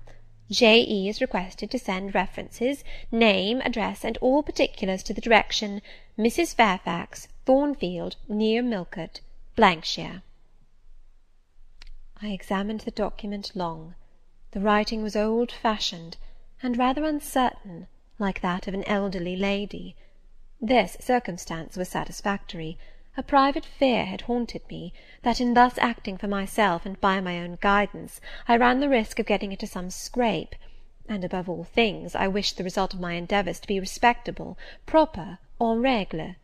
I now felt that an elderly lady was no bad ingredient in the business I had on hand. Mrs. Fairfax. I saw her in a black gown and widow's cap, frigid perhaps, but not uncivil, a model of elderly English respectability. Thornfield, that doubtless was the name of her house, a neat orderly spot, I was sure, though I failed in my efforts to conceive a correct plan of the premises. Millcote, shire. I brushed up my recollections of the map of England. Yes, I saw it, both the shire and the town. shire was 70 miles nearer London than the remote county where I now resided. That was a recommendation to me. I longed to go where there was life and movement. Millcote was a large manufacturing town on the banks of the A. A busy place enough, doubtless, so much the better. It would be a complete change, at least. Not that my fancy was much captivated by the idea of long chimneys and clouds of smoke; but, I argued, Thornfield will probably be a good way from the town. Here the socket of the candle dropped, and the wick went out. Next day new steps were to be taken. My plans could no longer be confined to my own breast. I must impart them in order to achieve their success. Having sought and obtained an audience of the superintendent during the noontide recreation, I told her I had a prospect of getting a new situation, where the salary would be double what I now received, for at Lowood I only got £15 per annum, and requested she would break the matter for me to Mr. Brocklehurst, or some of the committee, and ascertain whether they would permit me to mention them as references. She obligingly consented to act as mediatrix in the matter. The next day she laid the affair before Mr. Brocklehurst, who said that Mrs. Reed must be written to, as she was my natural guardian. A note was accordingly addressed to the lady, who returned for answer that I might do as I pleased, she had long relinquished all interference in my affairs. This note went the round of the committee, and at last, after what appeared to me most tedious delay, formal leave was given me to better my condition if I could, and an assurance added, that as I had always conducted myself well, both as teacher and pupil, at Lowood, a testimonial of character and capacity, signed by the inspectors of that institution, should forthwith be furnished me.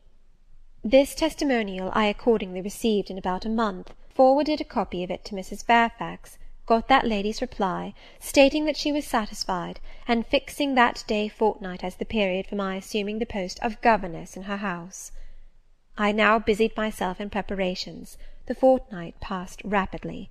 I had not a very large wardrobe, though it was adequate to my wants, and the last day sufficed to pack my trunk, the same I had brought with me 8 years ago from Gateshead. The box was corded, the card nailed on. In half an hour the carrier was to call for it to take it to Lowton, whither I myself was to repair at an early hour the next morning to meet the coach. I had brushed my black stuff travelling dress, prepared my bonnet, gloves, and muff, sought in all my drawers to see that no article was left behind, and now, having nothing more to do, I sat down and tried to rest. I could not. Though I had been on foot all day, I could not now repose an instant. I was much too excited. A phase of my life was closing to-night, a new one opening to-morrow. Impossible to slumber in the interval. I must watch feverishly while the change was being accomplished. "Miss," said a servant who met me in the lobby, where I was wandering like a troubled spirit, "a person below wishes to see you." The carrier, no doubt, I thought, and ran downstairs without inquiry.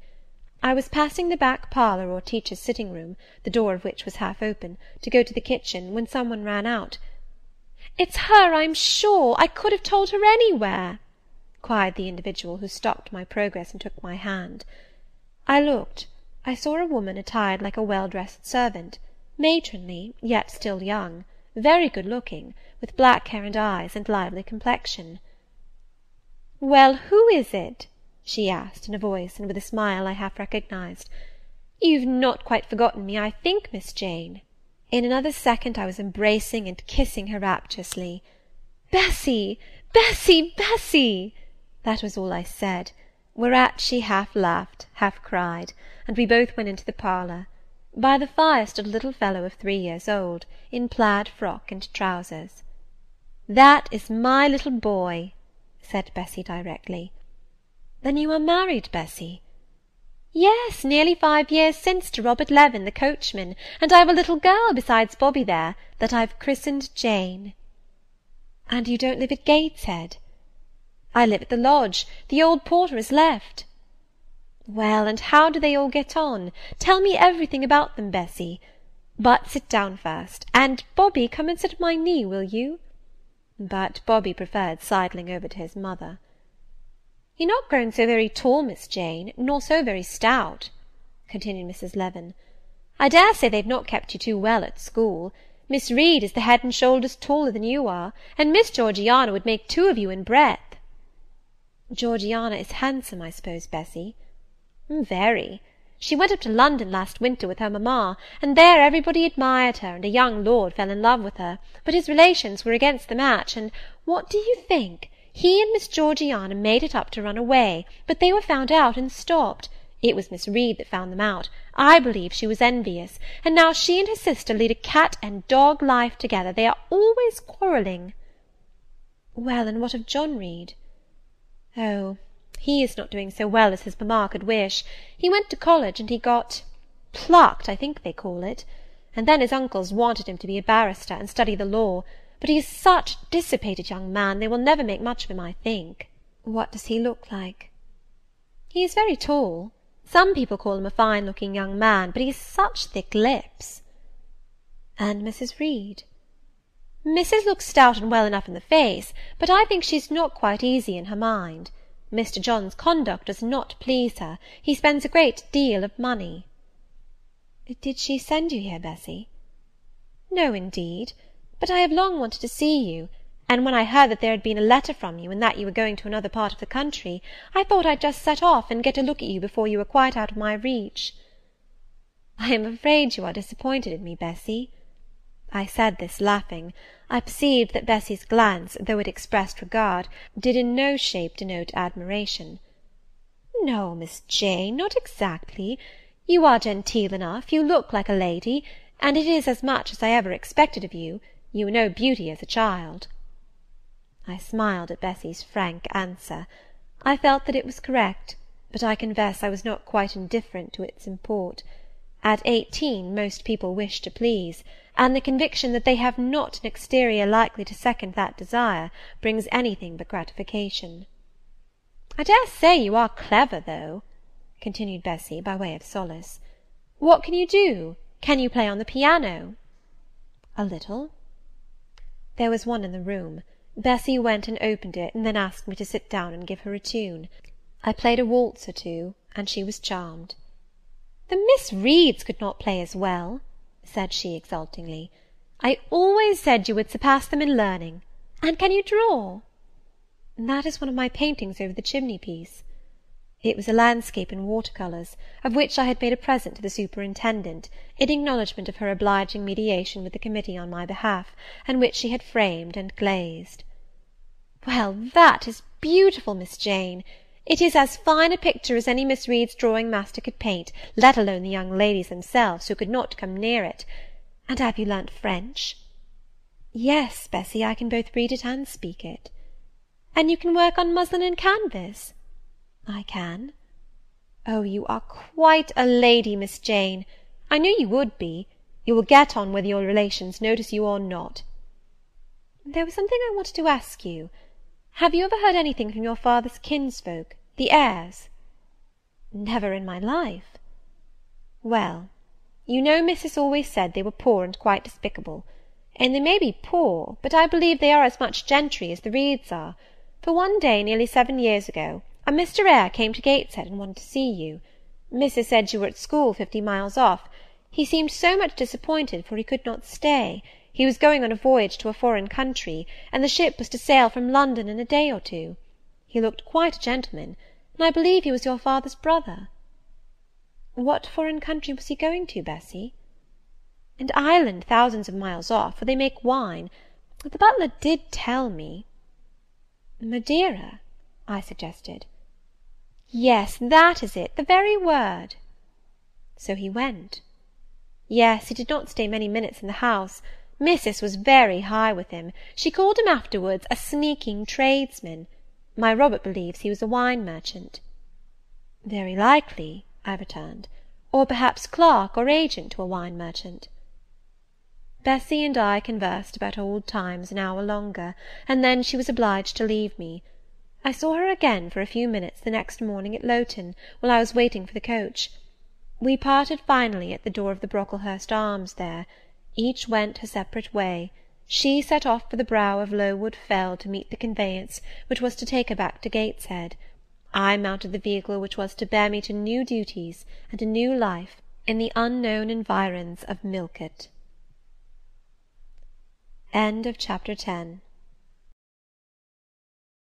Jane Eyre by Charlotte Brontë. Chapter 11. A new chapter in a novel is something like a new scene in a play, and when I draw up the curtain this time, reader, you must fancy you see a room in the George Inn at Millcote, with such large figured papering on the walls as inn-rooms have, such a carpet, such furniture, such ornaments on the mantel-piece, such prints, including a portrait of George III, and another of the Prince of Wales, and a representation of the death of Wolfe. All this is visible to you by the light of an oil lamp hanging from the ceiling, and by that of an excellent fire, near which I sit in my cloak and bonnet. My muff and umbrella lie on the table, and I am warming away the numbness and chill contracted by 16 hours' exposure to the rawness of an October day. I left Lowton at 4 o'clock a.m., and the Millcote town clock is now just striking 8. Reader, though I look comfortably accommodated, I am not very tranquil in my mind. I thought when the coach stopped here, there would be some one to meet me. I looked anxiously round as I descended the wooden steps the boots placed for my convenience, expecting to hear my name pronounced, and to see some description of carriage waiting to convey me to Thornfield. Nothing of the sort was visible, and when I asked a waiter if any one had been to inquire after a Miss Eyre, I was answered in the negative, so I had no resource but to request to be shown into a private room, and here I am waiting, while all sorts of doubts and fears are troubling my thoughts.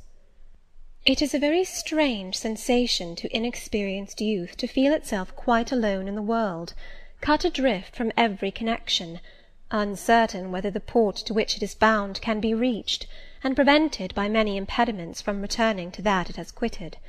The charm of adventure sweetens that sensation, the glow of pride warms it, but then the throb of fear disturbs it, and fear with me became predominant when half an hour elapsed and I was still alone.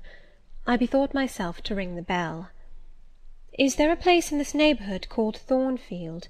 I asked of the waiter who answered the summons. "Thornfield? I don't know, mum. I'll inquire at the bar." He vanished, but reappeared instantly. "Is your name Eyre, miss?" "Yes." "Person here waiting for you." I jumped up, took my muff and umbrella, and hastened into the inn passage. A man was standing by the open door, and in the lamplit street I dimly saw a one-horse conveyance. "This will be your luggage, I suppose?" said the man rather abruptly when he saw me, pointing to my trunk in the passage. "Yes." He hoisted it on to the vehicle, which was a sort of car, and then I got in. Before he shut me up, I asked him how far it was to Thornfield. "A matter of 6 miles." "How long shall we be before we get there?" "Happen an hour and a half." He fastened the car door, climbed to his own seat outside, and set off. Our progress was leisurely, and gave me ample time to reflect. I was content to be at length so near the end of my journey, and as I leaned back in the comfortable, though not elegant conveyance, I meditated much at my ease. I suppose, thought I, judging from the plainness of the servant and carriage, Mrs. Fairfax is not a very dashing person. So much the better. I never lived amongst fine people but once, and I was very miserable with them. I wonder if she lives alone, except this little girl? If so, and if she is in any degree amiable, I shall be surely able to get on with her. I will do my best. It is a pity that doing one's best does not always answer. At Lowood, indeed, I took that resolution, kept it, and succeeded in pleasing. But with Mrs. Reed, I remember my best was always spurned with scorn. I pray God Mrs. Fairfax may not turn out a second Mrs. Reed. But if she does, I am not bound to stay with her. Let the worst come to the worst, I can advertise again. How far are we now on our road, I wonder?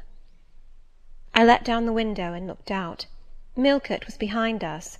Judging by the number of its lights, it seemed a place of considerable magnitude, much larger than Lowton.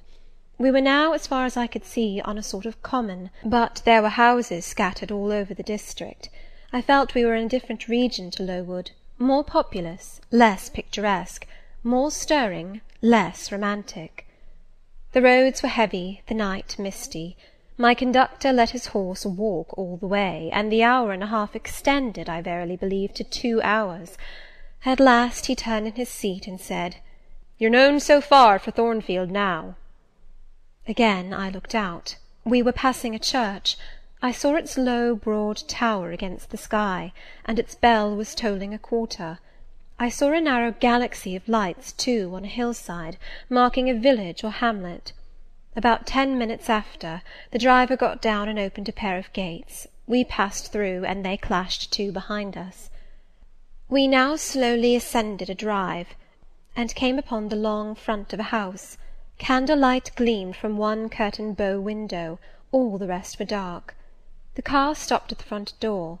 It was opened by a maid-servant. I alighted and went in. "Will you walk this way, ma'am?"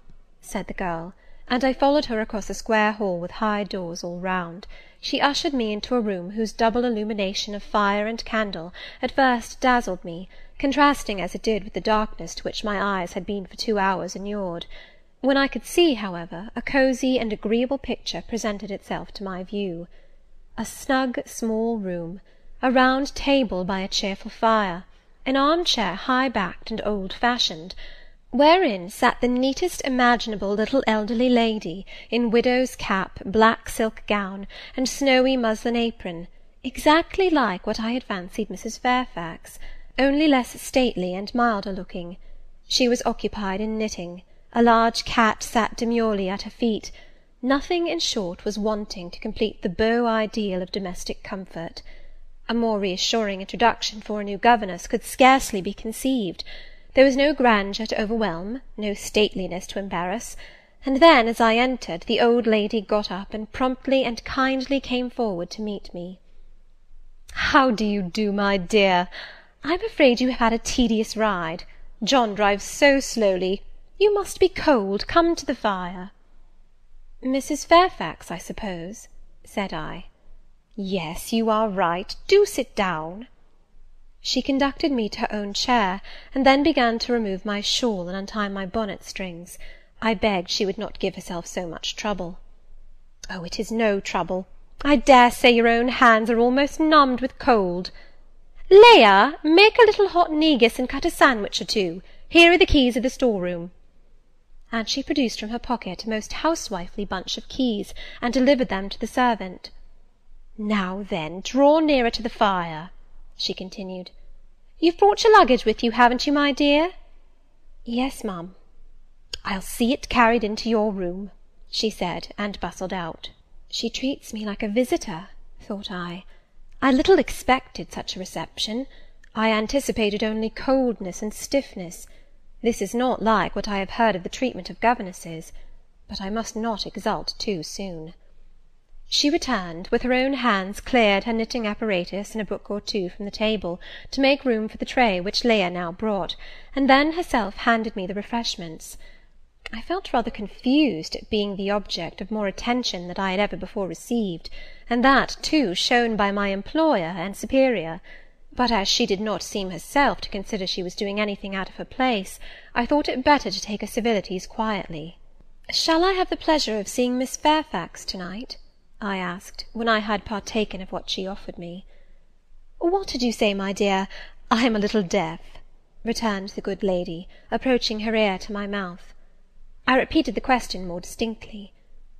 "Miss Fairfax?" "Oh, you mean Miss Varenne. Varenne is the name of your future pupil." "Indeed? Then she is not your daughter?" "No, I have no family." I should have followed up my first inquiry by asking in what way Miss Varens was connected with her, but I recollected it was not polite to ask too many questions. Besides, I was sure to hear in time. "I am so glad," she continued, as she sat down opposite to me and took the cat on her knee. "I am so glad you are come. It will be quite pleasant living here now with a companion. To be sure, it is pleasant at any time, for Thornfield is a fine old hall, rather neglected of late years, perhaps, but still it is a respectable place. Yet, you know, in winter-time one feels dreary quite alone in the best quarters. I say alone. Leah is a nice girl, to be sure, and John and his wife are very decent people, but then you see they are only servants, and one can't converse with them on terms of equality. One must keep them at due distance, for fear of losing one's authority. I'm sure last winter— it was a very severe one, if you recollect, and when it did not snow, it rained and blew. Not a creature but the butcher and the postman came to the house from November till February, and I really got quite melancholy with sitting night after night alone. I had Leah in to read to me sometimes, but I don't think the poor girl liked the task much. She felt it confining. In spring and summer one got on better. Sunshine and long days make such a difference. And then, just at the commencement of this autumn, little Adela Varens came and her nurse. A child makes a house alive all at once, and now you are here I shall be quite gay." My heart really warmed to the worthy lady as I heard her talk, and I drew my chair a little nearer to her, and expressed my sincere wish that she might find my company as agreeable as she anticipated. "But I'll not keep you sitting up late to-night," said she. "It is on the stroke of 12 now, and you have been travelling all day. You must feel tired. If you have got your feet well warmed, I'll show you your bedroom. I've had the room next to mine prepared for you. It is only a small apartment, but I thought you would like it better than one of the large front chambers. To be sure, they have finer furniture, but they are so dreary and solitary, I never sleep in them myself." I thanked her for her considerate choice, and, as I really felt fatigued with my long journey, expressed my readiness to retire. She took her candle, and I followed her from the room. First she went to see if the hall door was fastened. Having taken the key from the lock, she led the way up-stairs. The steps and banisters were of oak. The staircase window was high and latticed. Both it and the long gallery into which the bedroom doors open looked as if they belonged to a church rather than a house. A very chill and vault-like air pervaded the stairs and gallery, suggesting cheerless ideas of space and solitude, and I was glad, when finally ushered into my chamber, to find it of small dimensions, and furnished in ordinary modern style. When Mrs. Fairfax had bidden me a kind good night, and I had fastened my door, gazed leisurely round, and in some measure effaced the eerie impression made by that wide hall, that dark and spacious staircase, and that long cold gallery, by the livelier aspect of my little room, I remembered that, after a day of bodily fatigue and mental anxiety, I was now at last in safe haven. The impulse of gratitude swelled my heart, and I knelt down at the bedside, and offered up thanks where thanks were due, not forgetting ere I rose to implore aid on my further path, and the power of meriting the kindness which seemed so frankly offered me before it was earned. My couch had no thorns in it that night, my solitary room no fears. At once weary and content, I slept soon and soundly. When I awoke, it was broad day. The chamber looked such a bright little place to me as the sun shone in between the gay blue chintz window curtains, showing papered walls and a carpeted floor, so unlike the bare planks and stained plaster of Lowood, that my spirits rose at the view. Externals have a great effect on the young. I thought that a fairer era of life was beginning for me, one that was to have its flowers and pleasures, as well as its thorns and toils. My faculties, roused by the change of scene, the new field offered to hope, seemed all astir. I cannot precisely define what they expected, but it was something pleasant, not perhaps that day or that month, but at an indefinite future period. I rose. I dressed myself with care, obliged to be plain, for I had no article of attire that was not made with extreme simplicity. I was still by nature solicitous to be neat. It was not my habit to be disregardful of appearance or careless of the impression I made. On the contrary, I ever wished to look as well as I could, and to please as much as my want of beauty would permit. I sometimes regretted that I was not handsomer. I sometimes wished to have rosy cheeks, a straight nose, and a small cherry mouth. I desired to be tall, stately, and finely developed in figure. I felt it a misfortune that I was so little, so pale, and had features so irregular and so marked. And why had I these aspirations and these regrets? It would be difficult to say. I could not then distinctly say it to myself, yet I had a reason, and a logical, natural reason too. However, when I had brushed my hair very smooth, and put on my black frock, which, Quaker-like as it was, at least had the merit of fitting to a nicety, and adjusted my clean white tucker, I thought that I should do respectably enough to appear before Mrs. Fairfax, and that my new pupil would not at least recoil from me with antipathy.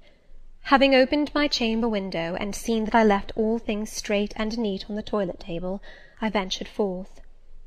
Traversing the long and matted gallery, I descended the slippery steps of oak.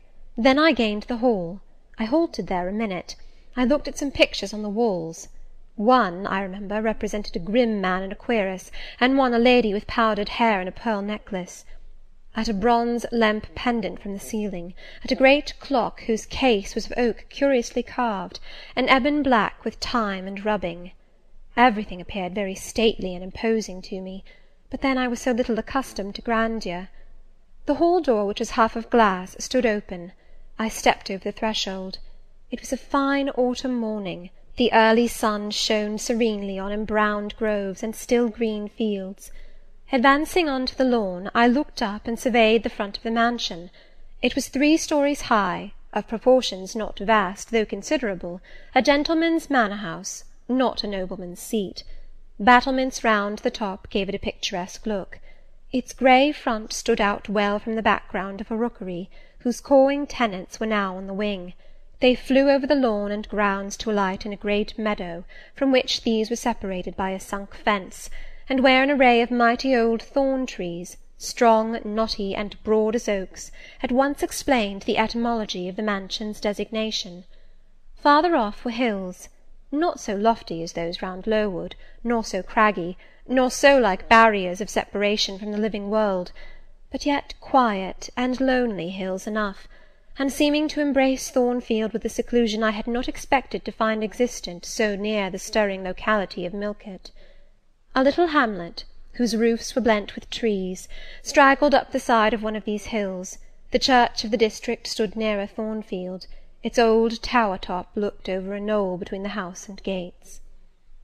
I was yet enjoying the calm prospect and pleasant fresh air, yet listening with delight to the cawing of the rooks, yet surveying the wide hoary front of the hall, and thinking what a great place it was for one lonely little dame like Mrs. Fairfax to inhabit, when that lady appeared at the door.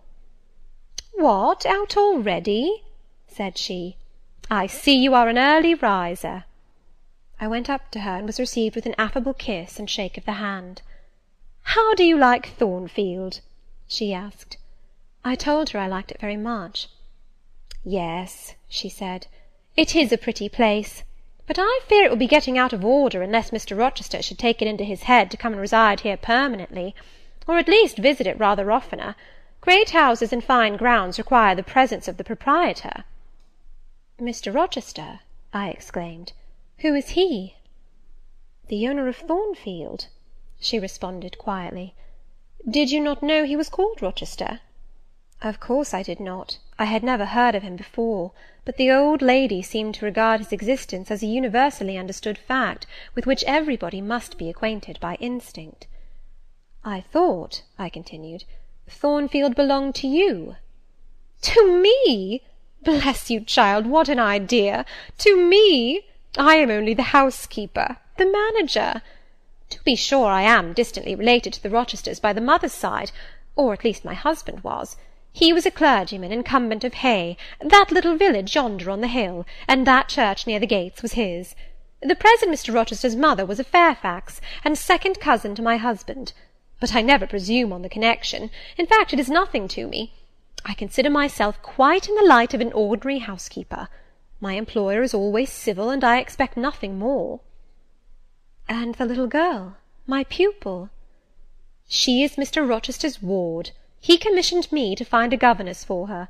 He intended to have her brought up in Blankshire, I believe. Here she comes, with her bonne, as she calls her nurse." The enigma then was explained.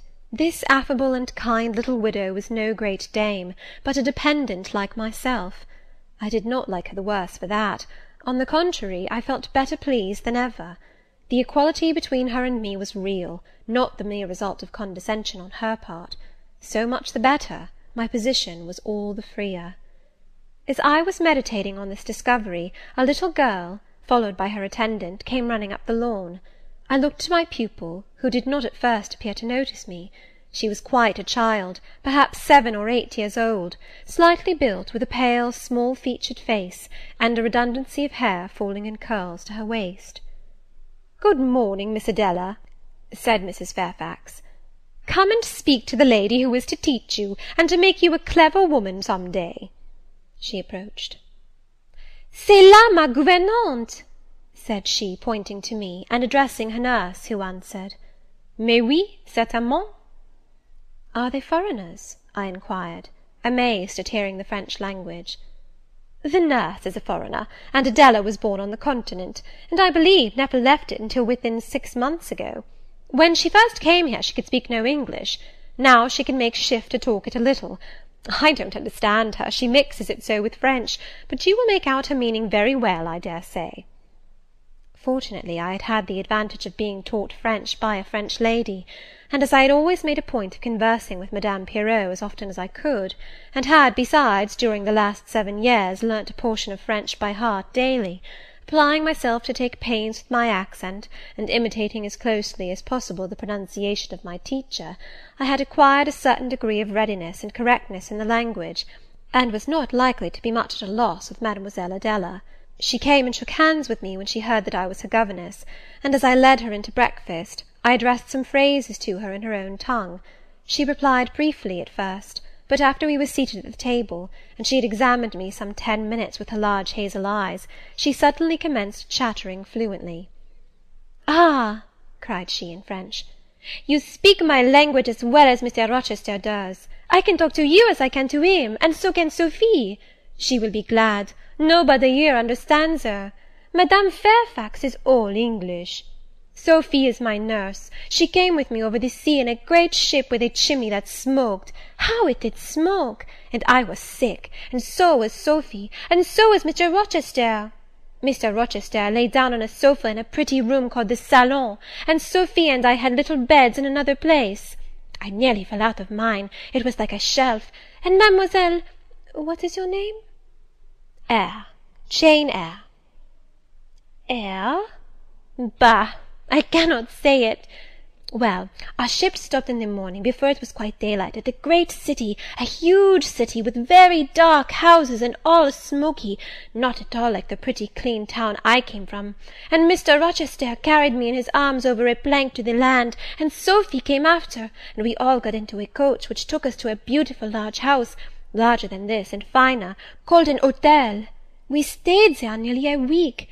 I and Sophie used to walk every day in a great green place full of trees, called the park, and there were many children there besides me, and a pond with beautiful birds in it that I fed with crumbs." "Can you understand her when she runs on so fast?" asked Mrs. Fairfax. I understood her very well, for I had been accustomed to the fluent tongue of Madame Pirot. "I wish," continued the good lady, "you would ask her a question or two about her parents. I wonder if she remembers them." "Adele," I inquired, "with whom did you live when you were in that pretty clean town you spoke of?" "I lived long ago with mamma, but she is gone to the Holy Virgin. Mamma used to teach me to dance and sing and to say verses. A great many gentlemen and ladies came to see mamma, and I used to dance before them, or to sit on their knees and sing to them. I liked it. Shall I let you hear me sing now?" She had finished her breakfast, so I permitted her to give a specimen of her accomplishments. Descending from her chair, she came and placed herself on my knee. Then, folding her little hands demurely before her, shaking back her curls and lifting her eyes to the ceiling, she commenced singing a song from some opera. It was the strain of a forsaken lady, who, after bewailing the perfidy of her lover, calls pride to her aid, desires her attendant to deck her in her brightest jewels and richest robes, and resolves to meet the false one that night at a ball, and prove to him, by the gaiety of her demeanour, how little his desertion has affected her. The subject seems strangely chosen for an infant singer, but I suppose the point of the exhibition lay in hearing the notes of love and jealousy warbled with the lisp of childhood, and in very bad taste that point was, at least I thought so. Adele sang the canzonet tunefully enough, and with the naivete of her age. This achieved, she jumped from my knee, and said, "Now, mademoiselle, I will repeat you some poetry." Assuming an attitude, she began La Ligue des Rats, Fable de La Fontaine. She then declaimed the little piece with an attention to punctuation and emphasis, a flexibility of voice, and an appropriateness of gesture, very unusual indeed at her age, and which proved she had been very carefully trained. "Was it your mamma who taught you that piece?" I asked. "Yes, and she just used to say it in this way. Qu'avez-vous donc? Lui dit un de ces rats. Parlez!" She made me lift my hand so, to remind me to raise my voice at the question. "Now shall I dance for you?" "No, that will do. But after your mamma went to the Holy Virgin, as you say, with whom did you live then?" "With Madame Frederic and her husband. She took care of me, but she is nothing related to me. I think she is poor, for she had not so fine a house as mamma. I was not long there. Mr. Rochester asked me if I would like to go and live with him in England, and I said yes, for I knew Mr. Rochester before I knew Madame Frederic, and he was always kind to me, and gave me pretty dresses and toys. But you see, he has not kept his word, for he has brought me to England, and now he has gone back again himself, and I never see him." After breakfast, Adele and I withdrew to the library, which room, it appears, Mr. Rochester had directed should be used as the schoolroom. Most of the books were locked up behind glass doors, but there was one bookcase left open, containing everything that could be needed in the way of elementary works, and several volumes of light literature, poetry, biography, travels, a few romances, etc. I suppose he had considered that these were all the governess would require for her private perusal, and indeed they contented me amply for the present. Compared with the scanty pickings I had now and then been able to glean at Lowood, they seemed to offer an abundant harvest of entertainment and information. In this room, too, there was a cabinet piano, quite new and of superior tone, also an easel for painting, and a pair of globes. I found my pupil sufficiently docile, though disinclined to apply. She had not been used to regular occupation of any kind. I felt it would be injudicious to confine her too much at first. So, when I had talked to her a great deal, and got her to learn a little, and when the morning had advanced to noon, I allowed her to return to her nurse. I then proposed to occupy myself till dinner-time in drawing some little sketches for her use. As I was going upstairs to fetch my portfolio and pencils, Mrs. Fairfax called to me. "Your morning school hours are over now, I suppose?" said she. She was in a room the folding doors of which stood open. I went in when she addressed me. It was a large, stately apartment, with purple chairs and curtains, a Turkey carpet, walnut-panelled walls, one vast window rich in slanted glass, and a lofty ceiling nobly moulded. Mrs. Fairfax was dusting some vases of fine purple spar, which stood on a sideboard. "What a beautiful room!" I exclaimed as I looked round, for I had never seen before any half so imposing. "Yes, this is the dining-room. I have just opened the window to let in a little air and sunshine, for everything gets so damp in apartments that are seldom inhabited. The drawing-room yonder feels like a vault." She pointed to a wide arch corresponding to the window, and hung like it with Tyrian-dyed curtain, now looped up. Mounting to it by two broad steps, and looking through, I thought I caught a glimpse of a fairy place, so bright to my novice eyes appeared the view beyond. Yet it was merely a very pretty drawing-room, and within it a boudoir, both spread with white carpets, on which seemed laid brilliant garlands of flowers, both sealed with snowy mouldings of white grapes and vine-leaves, beneath which glowed in rich contrast crimson couches and ottomans, while the ornaments on the pale Parian mantelpiece were of sparkling Bohemian glass, ruby red, and between the windows large mirrors repeated the general blending of snow and fire. "In what order you keep these rooms, Mrs. Fairfax," said I. "No dust, no canvas coverings. Except that the air feels chilly, one would think they were inhabited daily." "Why, Miss Eyre, though Mr. Rochester's visits here are rare, they are always sudden and unexpected, and as I observed that it put him out to find everything swathed up, and to have a bustle of arrangement on his arrival, I thought it best to keep the rooms in readiness." "Is Mr. Rochester an exacting, fastidious sort of man?" "Not particularly so, but he has a gentleman's tastes and habits, and he expects to have things managed in conformity to them." "Do you like him? Is he generally liked?" "Oh, yes. The family have always been respected here. Almost all the land in this neighbourhood, as far as you can see, has belonged to the Rochesters time out of mind." "Well, but leaving his land out of the question, do you like him? Is he liked for himself?" "I have no cause to do otherwise than like him, and I believe he is considered a just and liberal landlord by his tenants. But he has never lived much amongst them." "But he has no peculiarities. What, in short, is his character?" "Oh, his character is unimpeachable, I suppose. He is rather peculiar, perhaps. He has travelled a great deal, and seen a great deal of the world, I should think. I dare say he is clever, but I never had much conversation with him." "In what way is he peculiar?" "I don't know. It is not easy to describe. Nothing striking. But you feel it when he speaks to you. You cannot be always sure whether he is in jest or earnest, whether he is pleased or the contrary. You don't thoroughly understand him, in short. At least I don't. But it is of no consequence. He is a very good master." This was all the account I got from Mrs. Fairfax of her employer and mine. There are people who seem to have no notion of sketching a character, or observing and describing salient points, either in persons or things. The good lady evidently belonged to this class. My queries puzzled, but did not draw her out. Mr. Rochester was Mr. Rochester in her eyes, a gentleman, a landed proprietor, nothing more. She inquired and searched no further, and evidently wondered at my wish to gain a more definite notion of his identity. When we left the dining-room, she proposed to show me over the rest of the house, and I followed her upstairs and downstairs, admiring as I went, for all was well arranged and handsome. The large front chambers I thought especially grand, and some of the third-story rooms, though dark and low, were interesting from their air of antiquity. The furniture once appropriated to the lower apartments had from time to time been removed here, as fashion changed, and the imperfect light entering by their narrow casement showed bedsteads of 100 years old, chests in oak or walnut, looking, with their strange carvings of palm branches and cherubs' heads, like types of the Hebrew ark. Rows of venerable chairs, high-backed and narrow, stools still more antiquated, on whose cushioned tops were yet apparent traces of half-effaced embroideries, wrought by fingers that for 2 generations had been coffin-dust. All these relics gave to the third story of Thornfield Hall the aspect of a home of the past, a shrine of memory.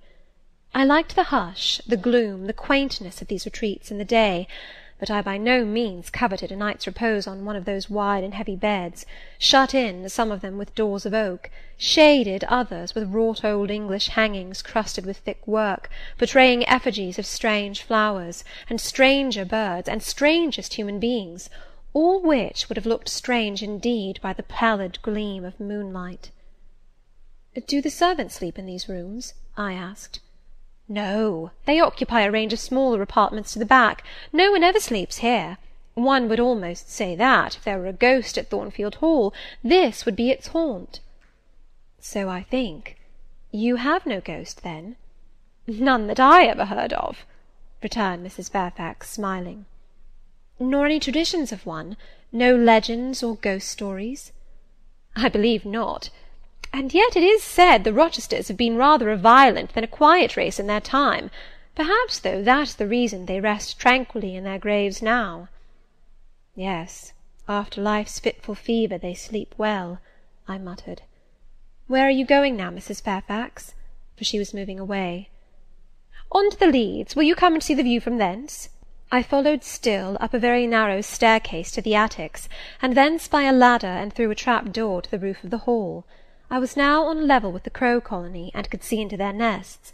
Leaning over the battlements and looking far down, I surveyed the grounds laid out like a map, the bright and velvet lawn closely girdling the grey base of the mansion, the field, wide as a park, dotted with its ancient timber, the wood, dun and sere, divided by a path visibly overgrown, greener with moss than the trees or with foliage, the church at the gates, the road, the tranquil hills, all reposing in the autumn day's sun, the horizon bounded by a propitious sky, azure marbled with pearly white.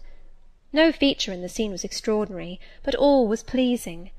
When I turned from it and repassed the trap-door, I could scarcely see my way down the ladder.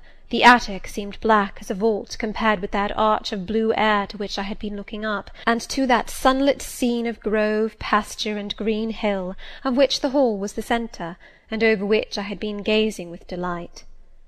Mrs. Fairfax stayed behind a moment to fasten the trap-door. I, by drift of groping, found the outlet from the attic, and proceeded to descend the narrow garret staircase. I lingered in the long passage to which this led, separating the front and back rooms of the third story, narrow, low, and dim, with only one little window at the far end, and looking, with its 2 rows of small black doors all shut, like a corridor in some Bluebeard's castle. While I paced softly on, the last sound I expected to hear in so still a region, a laugh, struck my ear. It was a curious laugh, distinct, formal, mirthless. I stopped. The sound ceased, only for an instant. It began again, louder, for at first, though distinct, it was very low. It passed off in a clamorous peal that seemed to wake an echo in every lonely chamber, though it originated but in one, and I could have pointed out the door from which the accents issued. "Mrs. Fairfax," I called out, for now I heard her descending the great stairs, "did you hear that loud laugh? Who is it?" "Some of the servants, very likely," she answered. "Perhaps Grace Poole." "Did you hear it?" I again inquired. "Yes, plainly. I often hear her. She sews in one of these rooms. Sometimes Leah is with her. They are frequently noisy together." The laugh was repeated in its low syllabic tone, and terminated in an odd murmur. "Grace!" exclaimed Mrs. Fairfax. I really did not expect any Grace to answer, for though the laugh was as tragic, as preternatural a laugh as any I have heard, and but that it was high noon, and that no circumstance of ghostliness accompanied the curious cachinnation, but that neither scene nor season favoured fear, I should have been superstitiously afraid. However, the event showed me I was a fool for entertaining a sense even of surprise. The door nearest me opened, and a servant came out, a woman of between 30 and 40, a set, square-made figure, red-haired, and with a hard, plain face. Any apparition less romantic or less ghostly could scarcely be conceived. "Too much noise, Grace," said Mrs. Fairfax. "Remember directions." Grace curtsied silently, and went in. "She is a person we have to sew and assist Leah in her housemaid's work," continued the widow. "Not altogether unobjectionable in some points, but she does well enough. By the by, how have you got on with your new pupil this morning?" The conversation, thus turned on Adele, continued till we reached the light and cheerful region below. Adele came running to meet us in the hall, exclaiming, "Mesdames, vous êtes servies!" adding, "J'ai bien faim, moi!" We found dinner ready, and waiting for us in Mrs. Fairfax's room. Chapter 12.